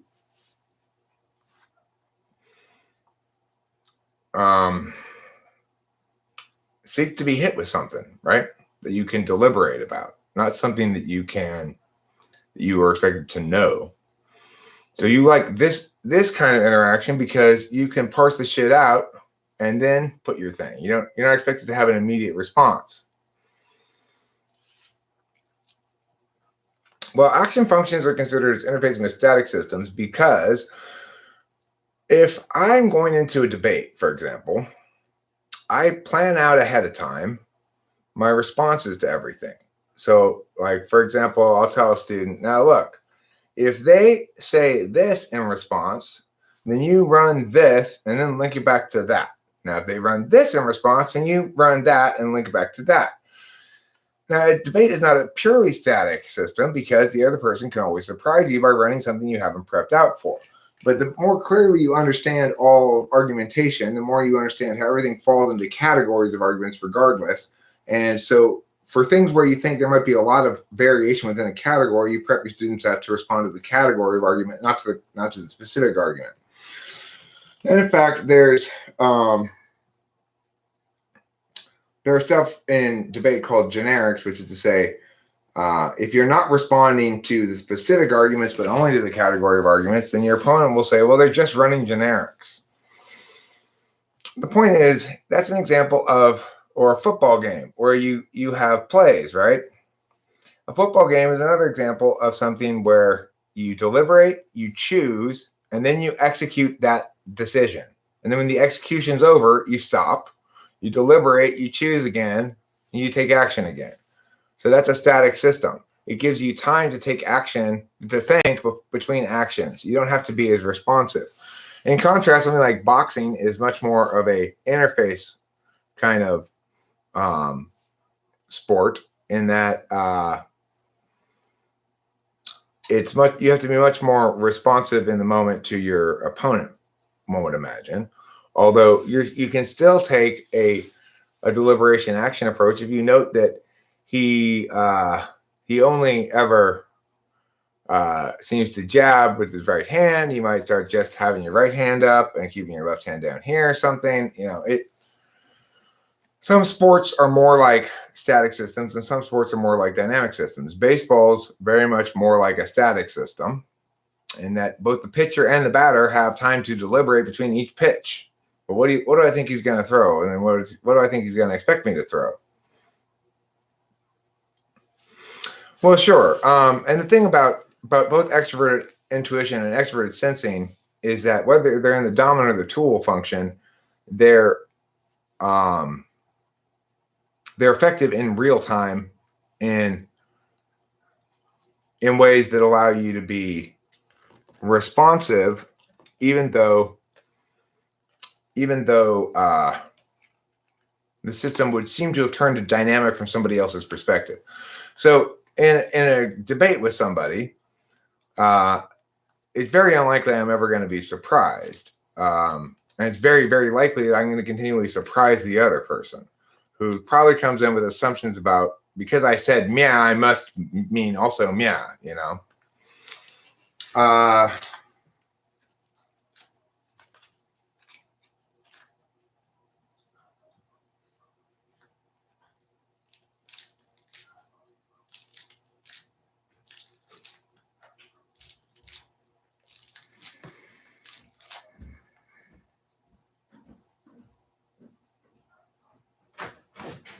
I don't know the answer to that question exactly, Skygear. It's exactly where I am in trying to figure this out.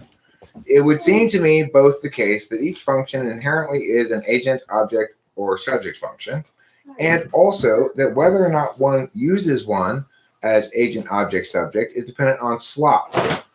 It would seem to me that those things are independent. So in other words, that in the 6th slot, regardless of what function you have there, you expect yourself to use it as a subject and not to have to use it as an agent or an object.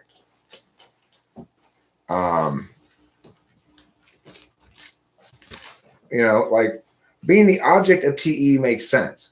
That's like having to fill out paperwork. Being agent of TE makes sense. That's like getting mad when somebody knocks something over because why didn't you think to move that other thing first?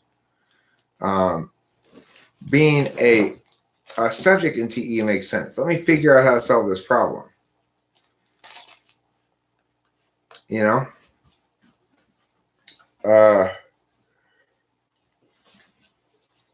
So one can understand those things clearly through all three perspectives for every function.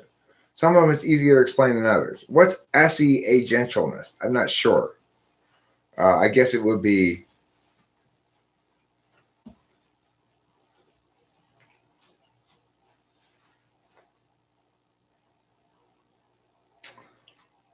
recognizing the doability of something. I'm not sure.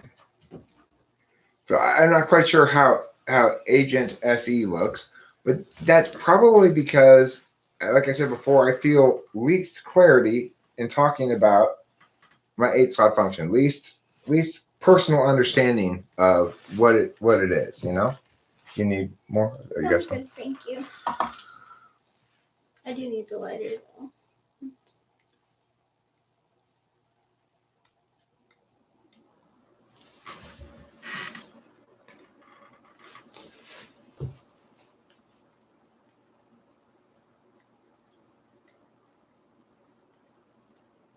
Recognizing when it's not applicable situationally. Okay, so when doing shit's not going to solve the problem.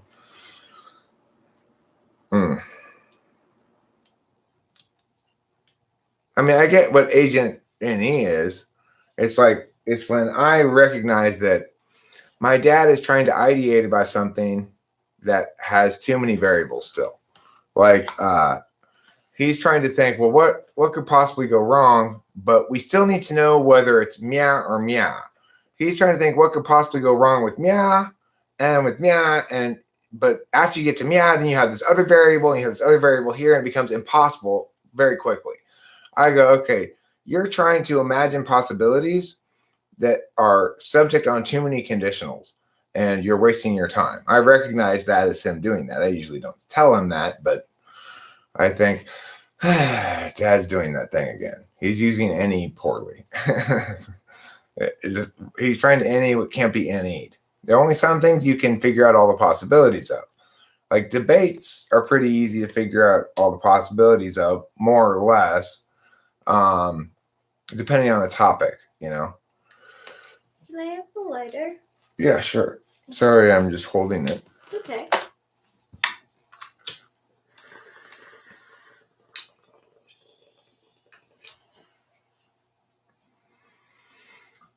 So the thing is,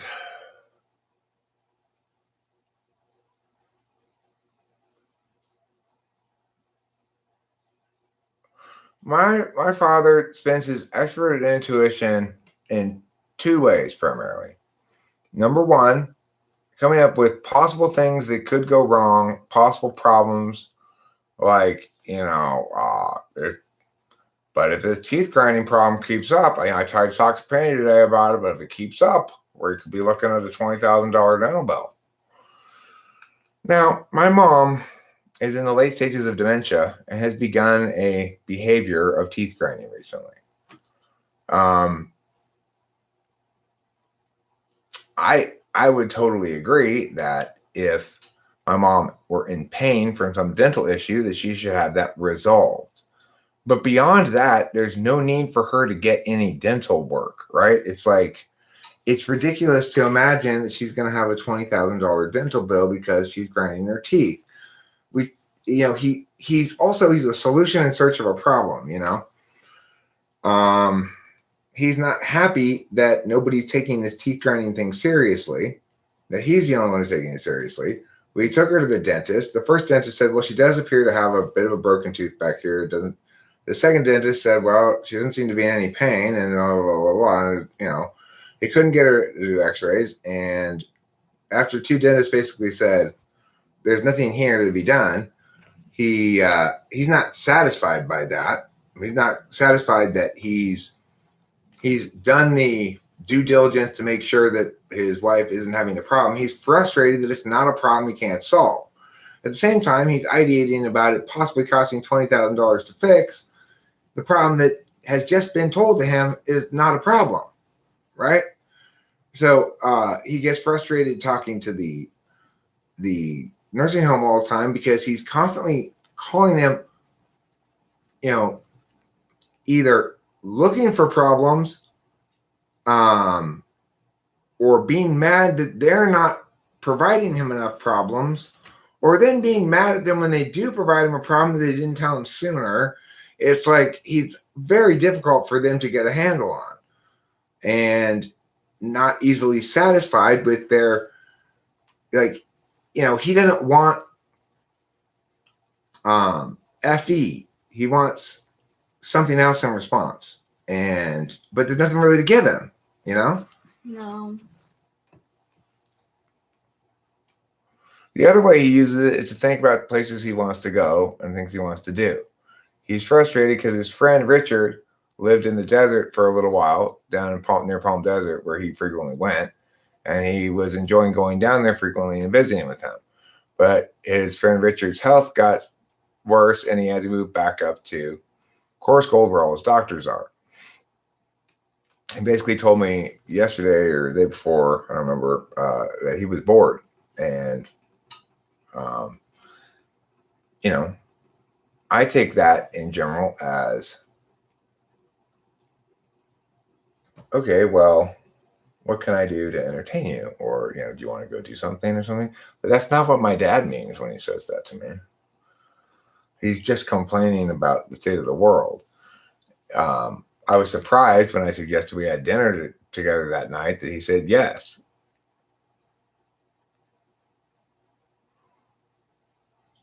Right. The reason why action and deliberation functions are always paired and knowledge and interface functions are always paired is because interfacing is attending to a dynamic system that requires you to know. It's not turn-based in the same way that static systems are. So if you say something nice to me and then I pause and think about it for a minute and then say, oh, thank you, you too, it's very weird. It's not normal FE, because there's a dynamic quality to FE that means timing matters too. It's not just saying the right thing, it's saying the right thing at the right time. And you can't, like, watching an ISTP is watching what happens when you have FE fourth and NE seventh.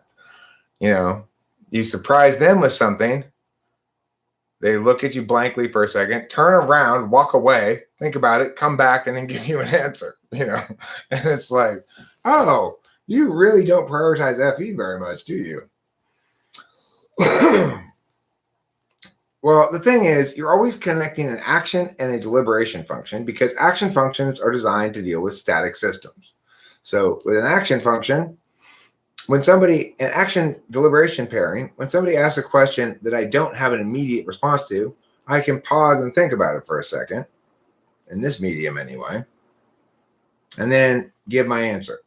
And it doesn't change the dynamics of it very much. It might convey to you that I'm less sure than I am about something else, or it might convey to you that it was a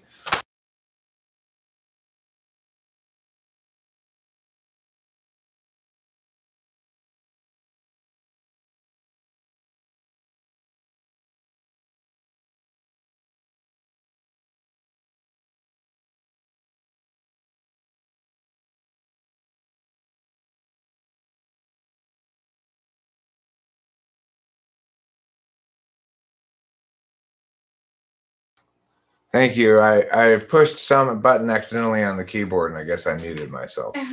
Thank you. Thank you, everybody. Yes, thank you. I don't know what I pushed, but I pushed a button on the keyboard and it muted me. So because I'm extroverted intuition, introverted thinking, and this is generally true of introverted thinking, extroverted intuition as well, in this medium, I can keep up with anybody, and it's going to seem like I'm not really deliberating very much, that I'm just acting and knowing. Well, part of that is because I have a lot of SI in the mix. In other words, I've answered a lot of these questions before. I've thought about all this stuff before. I'm thinking about it for a long time and talking about it for a long time. I know what all the answers are from past experience. But when I am being asked something that required me to do some new thinking, or to answer some more challenging questions that I haven't really produced answers for before, I have the time to think about it and respond, and it's fast enough that it's not going to interrupt the flow of things very much. In other words, because the context is turn-based, in other words, static, I can flow in a real-time fashion as though I were responding dynamically.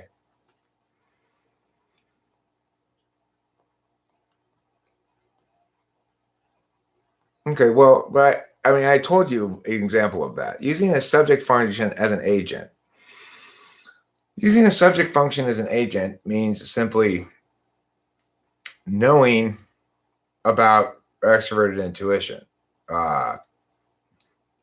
recognizing whether something's stale or not, recognizing whether something is a situation that's suitable for extroverted intuition. And I guess being an object of extroverted intuition is more knowing what's stale, and being an agent is more knowing what's an appropriate situation to act using that function. When's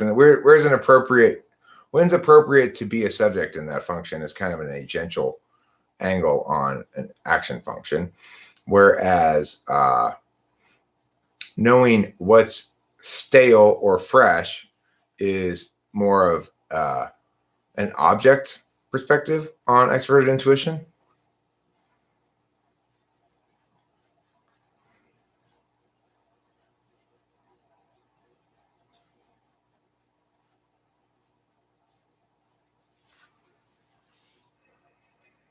Does that make sense? The problem is fixed if you say that the knowing of it comes from the SI down the stack.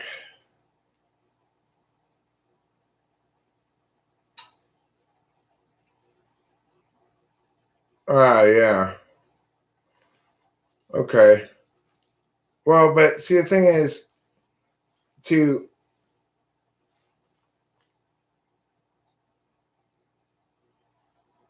okay. Hey, so Sky Gary, you might be right. It may be best to simply say that that each function is distinctly what it is. No, I think you're correcting something that's a challenge here, and it's where I'm stuck right now. Kind of. On the one hand, we only understand each of the functions as on a spectrum with the other example of that kind of function, and on the other hand, we only understand it really as where it is in the stack. So you could say that my knowledge of TIs, how to answer certain TI questions that I've answered before, it comes from SI. It's just my SI providing the knowledge. You could say that my knowledge of whether something's stale or not is in fact an example of NI, recognizing its status, relevance, newness, quality, or whatever. And that would probably be a better way of thinking about it. And yet at the same time, it does seem like it does seem as though people in general expect themselves to use FI as a subject if it's in the 6th slot, for example, or TI as a subject if it's in the 6th slot, and not as an agent or an object. So that would seem to be relevant as well. What does it mean to use FI as a subject? It means to coddle other people's. I guess it would be no. I guess to use FI as a subject means to set your own boundaries and to express your own preferences some of the time. So if you look at FE tool, right, they don't want to be the one who says what they want to do. They want the other person to be the one who says what they want to do. Where do you want to eat is the question that they prefer to answer with wherever you want to eat, or that they prefer to ask, right?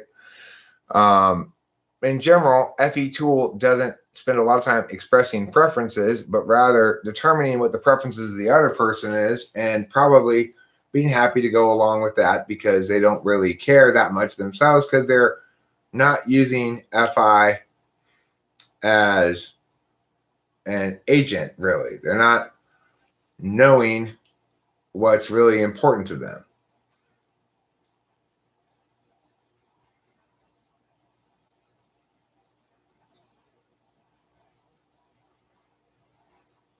Well, okay, Sky Gear, it's still not all fit perfectly in my head, but hopefully I answered enough of your questions and explain where I'm a little confused, that you can figure it out and explain it back to me, which would be great. Yeah, that is like exciting. I was just thinking how we can play this back and like Yeah. information. So like next live stream or something, I want you to come in prepared to explain it all to me more clearly, because I'm a little bit of a mess in my head about it, frankly.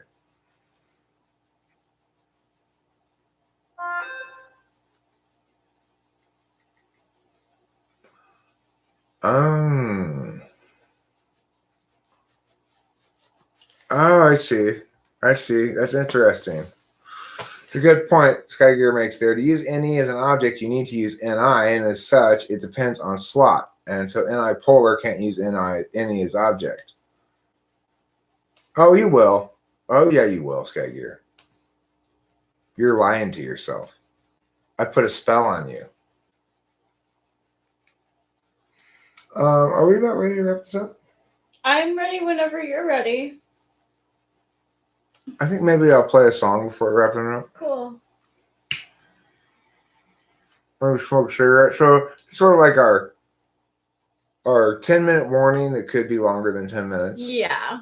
Because actually, I'm not that tired. I'm not that tired either, but I'm a little bit streamed out, I guess.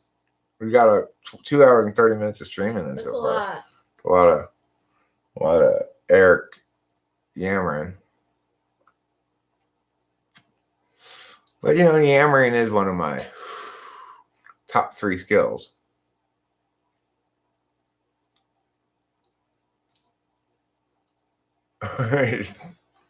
Spencer Jones, don't joke about being a serial killer. I tell you though, this morning, I absolutely destroyed a bowl of frosted mini wheats. The truth. Was that too much FE for you, Genzennial?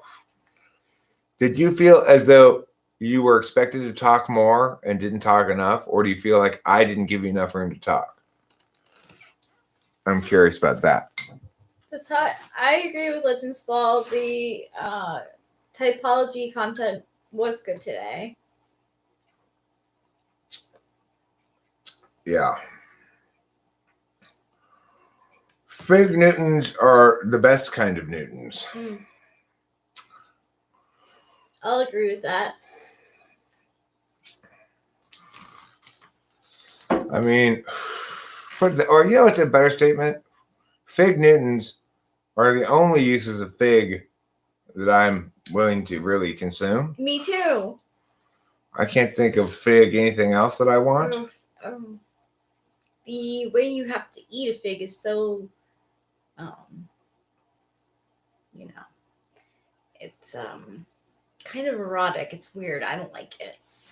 I kept forgetting you were there, Genzennial. I don't know how I kept forgetting you were there. Then I hear a little noise in the background. I'd be like, oh shit, yeah, she's here. Forgot about her. Yeah, me too. Sorry. I'd be talking. I'd be like, oh my god, why am I talking?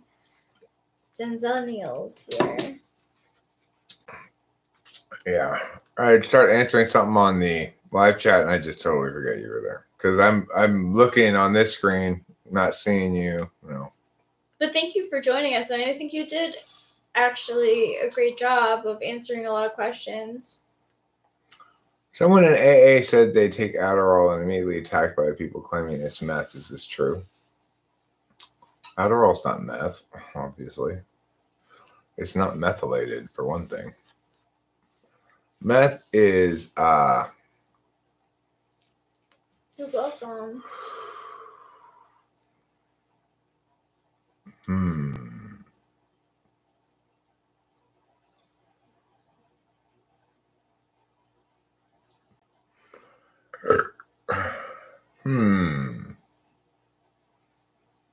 I don't know. A challenging one.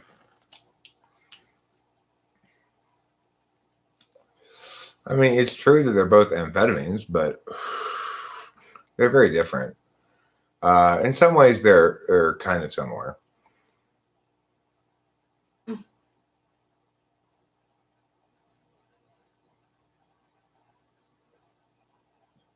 Cookie. I don't know. I'm having trouble thinking of synonyms for cookie. Biscuit, cracker, treat, dessert. Wait.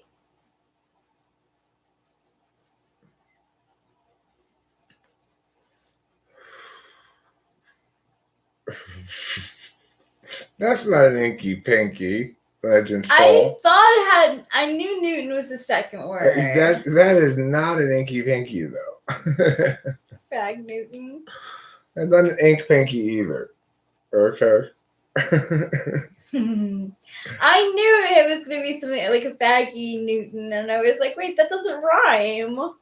Right, I kept trying to think of words for cookie that rhymed with some sort of homophobic slur, you know. Why do some psychologists not take MBTI seriously? It's not a dumb question. It's an obvious question that needs to be better.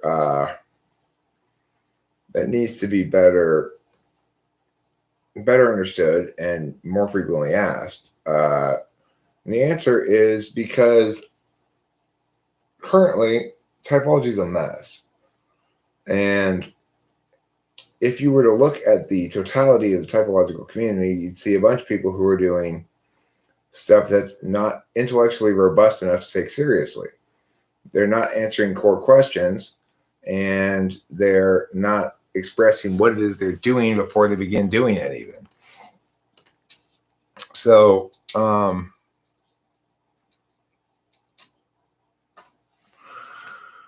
it's the other thing though is they're not analyzing the things they do embrace adequately either. So nobody in the psychology community is really critiquing Big Five adequately. Denzel, I would actually say that TI is not boring, and that we were talking about Rose and her husband today and how we think they would be fought. Like, I don't know, like that's the kind of couple, like they're like, yeah, they're intimidating, but like can have a good time. I mean, you know, ISTP I think are deep, but No, you got that backwards, Skyger. It would be ISTJ can't use FE as an agent or a subject because the FE masses.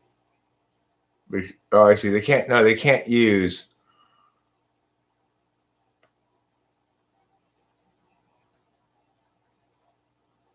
I don't know. You have to explain it again. I don't know. TEI isn't boring at first off, but I find it somewhat boring. I find it somewhat boring too. But if I'm, you know, it's like the thing about TI second slot is we've probably already drawn the same conclusions. If it's either going to make me mad or I'm going to agree with it, in which case I'm not going to really be that interested in it. You know, but it's not FE, FI. It has to do with the fact that FE and TE are two interface functions. So in other words, you're going to have some perspective on dealing with dynamic systems. It's either going to be non-social or it's going to be social. And it's always going to pair with a knowledge function if it's dominant or tool. See, buying a man would be the guy or girl that, or I'm guessing guy, the person that I would follow if I was taking a college course and didn't have a good teacher. Then I'd be watching TI videos. But I think SE videos probably do best. Like ESFPs do really well on social media. Especially YouTube for some reason. Like there's a lot of makeup artists and stuff. FE and I can do well if you do it well, as per Frank James. But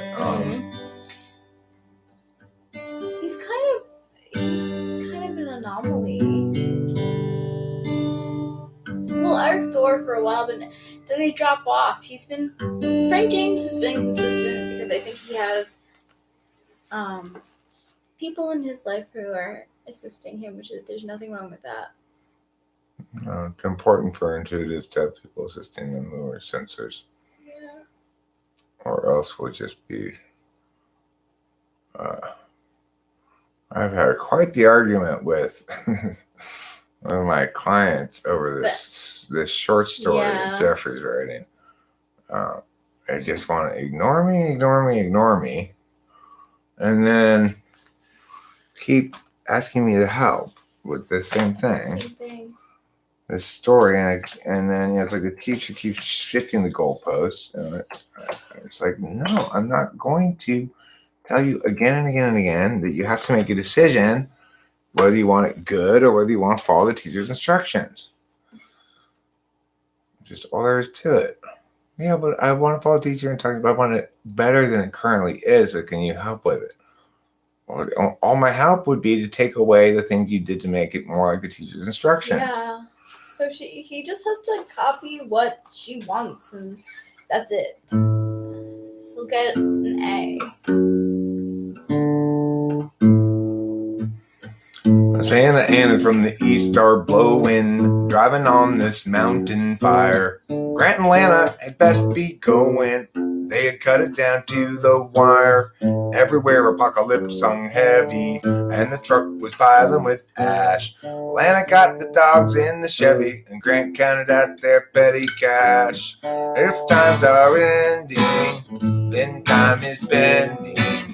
Flames rain down from the sky. While the dogs knock out with Grant exhausted, Lana stays awake to cry. 120 out but Labor Day, and that means cooking meat outdoors. Guy got distracted and fire got away. From Bradford to Arcadia, they cursed his name. Fire chased them west and down the incline until they reached the foothills below. Found a room cheap for the night online. At least now they had someplace to go. Tomorrow they'd evaluate their options now that their life had burned away. Lana's sister had a place in Laughlin. Wasn't really any more to say. If times are ending, then time is bending. Flames rain down from the sky. While the dogs knock out with Grant exhausted, Lana stays awake to cry. While the dogs knock out with Grant exhausted, Lana stays awake to cry. Thank you. That song's called The Fire Song.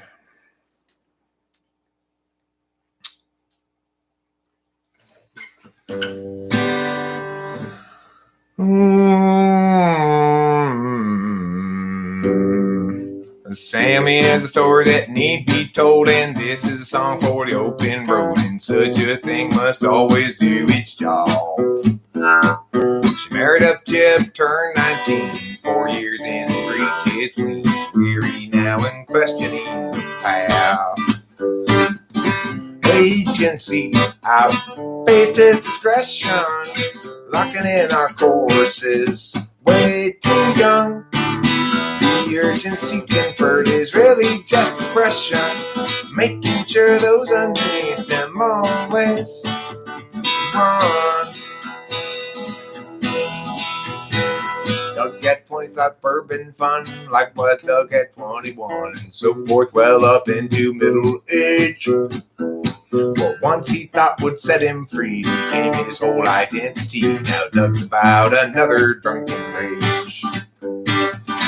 Agency outpaces discretion, locking in our courses, way too young. The urgency conferred is really just depression.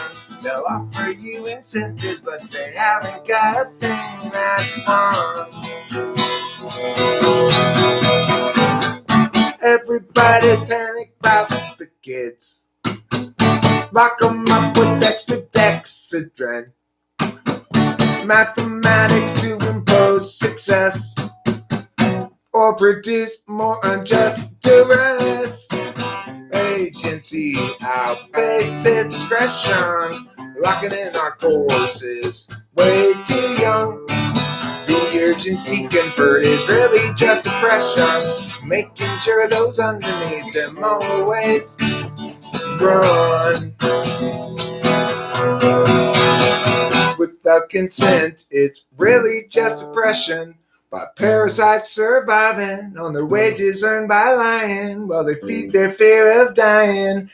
Yeah, let's feed upon the futures of the young.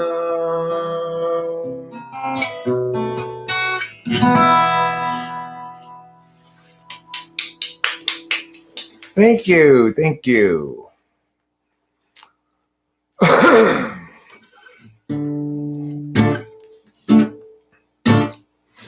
20,000 days, too many expectations, not even worth a damn. 20,000 nights to sleep off the intoxication, otherwise won't escape the plan. I wasted half my days trying another's ways. Who can tell me my priorities? Is there anybody knows the key? 'Cause I'm tired of doing it wrong. One direction have all along. Wait until I know. Or is that just hesitation? Clarity's no good once your chance is gone. What I need to show is it's so below my station. I'm tired of doing it wrong. I've wasted half my days trying another's ways. Look and tell me my priorities. Is there anybody knows the key? 'Cause I think I'm doing this wrong. Yeah, I think I'm doing this wrong. 'Cause I think I'm doing this wrong. Doing this wrong.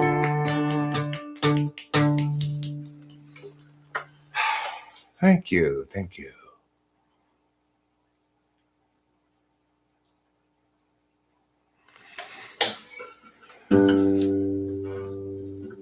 When I was younger, it seemed that everything gleamed.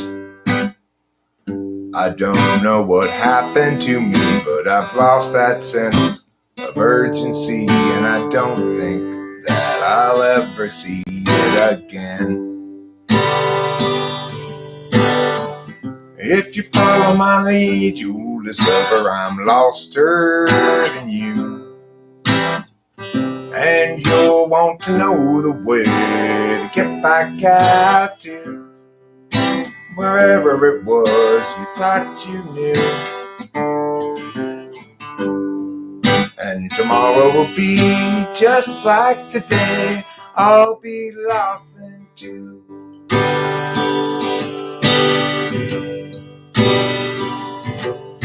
It's a matter of mood as much as a matter of will.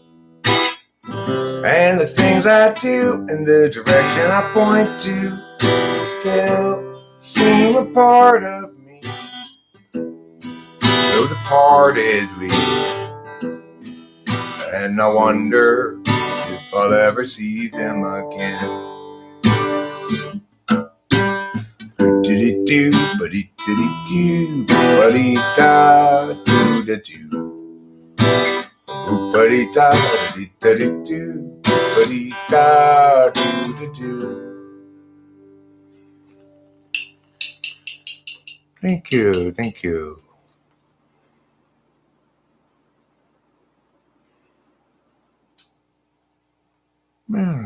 this. Why not? And Gerald has a thought. Gerald has a plot. And Gerald has a plot to get the margarine tater tots. He's got a good idea for a name-changing business. Thinking now about what to call Christmas when they hire his firm to change that name. Gerald always thought there'd be chance enough to return to the work left rough. He'd get back to it eventually, but his visions piled up and his plans would interrupt all the work that started off so hopefully. Now his mind is back on his business, thinking of changing factless to listless, so how all the people will shout his name. And Gerald knows he understands ever more clearly now. He won't provide explanation regarding the why or the how. He'll see you and know you from inside your heart. Exciting, delighting, Gerald plays his part. But Gerald still knew there's too much to do, and he had dropped time in the underview. Too much to be but, so where now and what? Too much time spent picking the skew with you. Gerald has a thought. Gerald has a lot. Gerald has a plot to get to margarine's tasty spots. He's got a good idea for a name-changing business. Thinking now about what he'll call Christmas when they hire his firm to change that name. Gerald has a thought. Thanks. I played that unusually well that time.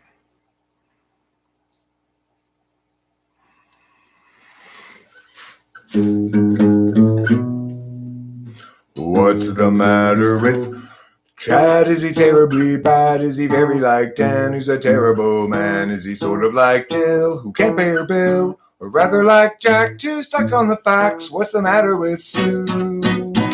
Will she know what to do if they bring attitude? Will she show ingenuity?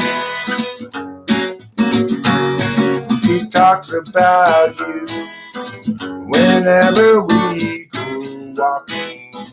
What's the matter with Bryn? Is she living in sin? She's been hanging with Jim, who's looking terribly thin. What's the deal with Frank stealing fish from my tank? He's colluding with you and they're talking to Lou. What's wrong with the ladies? What's the matter with men? From the feelings of Katie to the coldness of Sven. They talk about you whenever we go walking. Paths that lead to lesser days still spill out the overwatered past, and whoever's left that's still okay, just tie the sails to the mast. Are you angry at Ken or at Neville again? Don't bother with Kev, he's practically dead. Just focus on Bert, he's medium hurt. What's the quantity for Liv? Did she fail a quiz? What's the matter with Drew? Will she know what to do with her bring attitude? Will she show ingenuity? She talks about you whenever we go walking. Paths that lead to lesser days still spill out the overwatered past, and whoever's left that's still okay, just tie the sails to the mast. 'Cause each of us have much and gravely sinned. Throw up the hands, stiffen the chin. Catastrophe looms heavy overhead again. Time's gone, Will.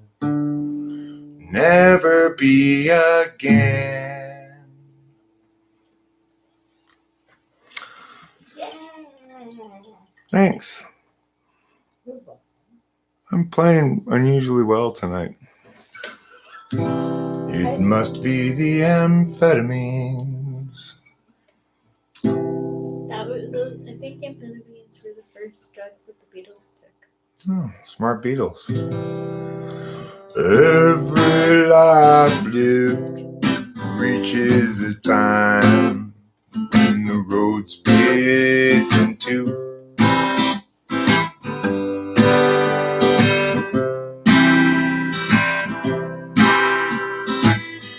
There are times, hard times, times of despair, times when it's hard to feel good.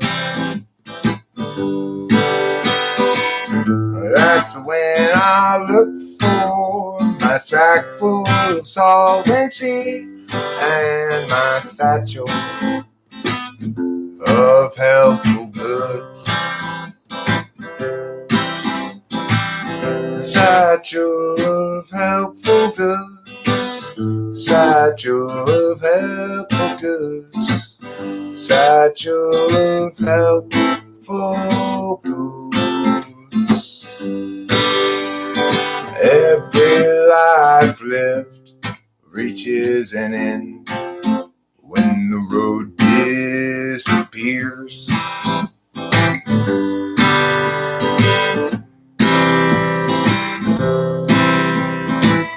When I'm there, will there be anybody else around?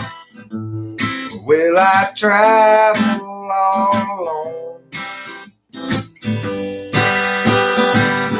That's when I look for a sack full of solvency and a satchel filled up with home. And that satchel, nothing but bone. Satchel of helpful goods. Satchel of helpful goods. Satchel of helpful goods. Satchel of helpful goods. Satchel of helpful goods. Satchel of helpful goods.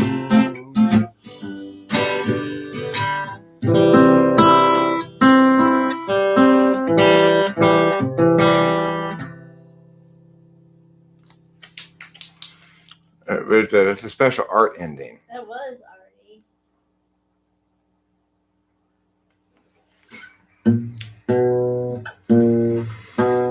You're living on a time frame I will never know, with your alienation and humanity's soul. Imagine you a future after the collapse, returning to the urgency of isolated past.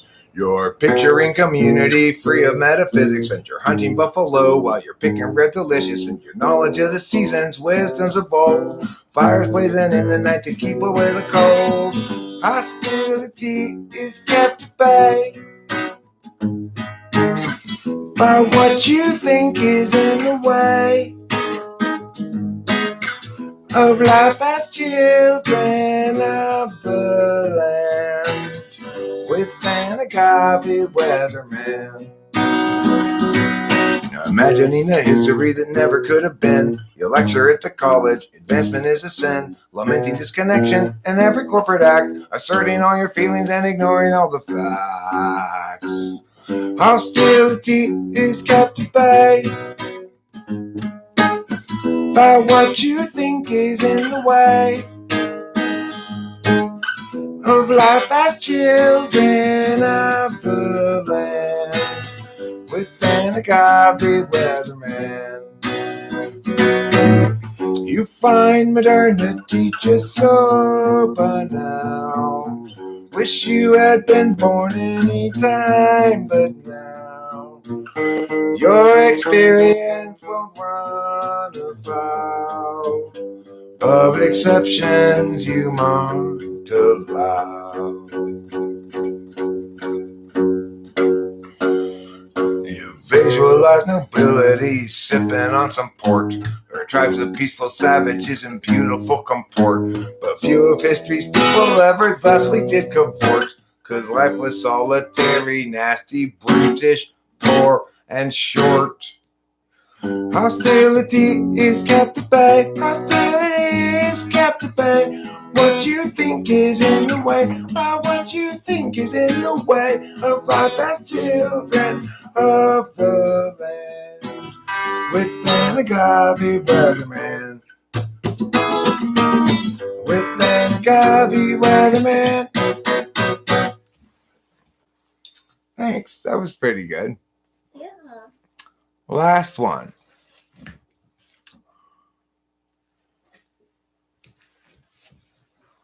Could you be in charge of scrolling, regardless of whether you sing with me or not? If you Okay. want to, you're welcome to, obviously. Thank you. If you don't want to, that's fine too.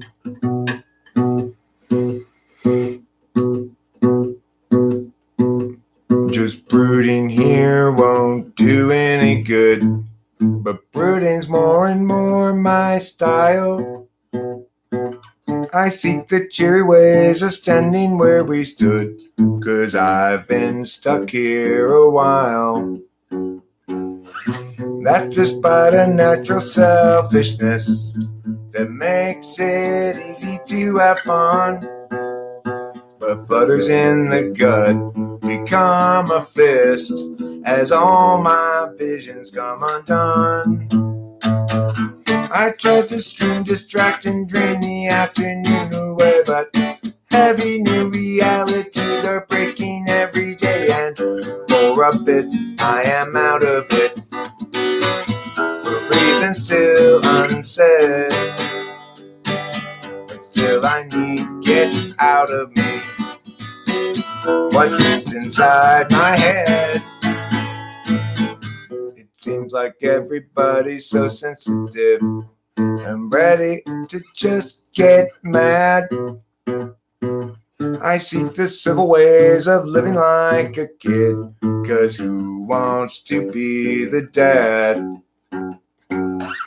Have we lost our sense of scope and scale, our capacity to laugh, the sense to know when not to wail, and how to tip the golden calf? I tried to stream, distract, and dream the afternoon away, but heavy new realities bear down on every day, and for a bit I am out of it, for reasons still unsaid, but still I need to get out of me what's inside my head. And still I'm sad, so sad for me, sad for her unhappily, and what you call sorrow I call home. Blues that sink clear down to the bone. Still I'm sad. So sad, Sad for me. sad for me, Sad for her. sad for her, unhappily. Sorrow I call home. Blues that sink clear down to the bone. One more time. Still I'm sad. So sad, Sad for me. sad for me, Sad for her. sad for her, unhappily. What you call sorrow. What you call sorrow, I call home. Blues that sink clear down To the bone. Eventually I'll get that part down. Oh no, that was great. Well, that's gonna wrap it up for our rock and roll fiesta.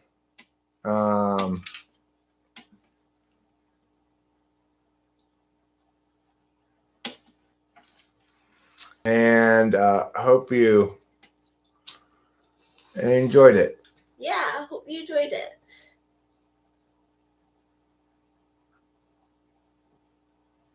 Thanks for being here. Don't forget to eat Plenty of cheese. Yeah, I am in good voice tonight. Thanks, Mr. Baum, for noticing. Aww.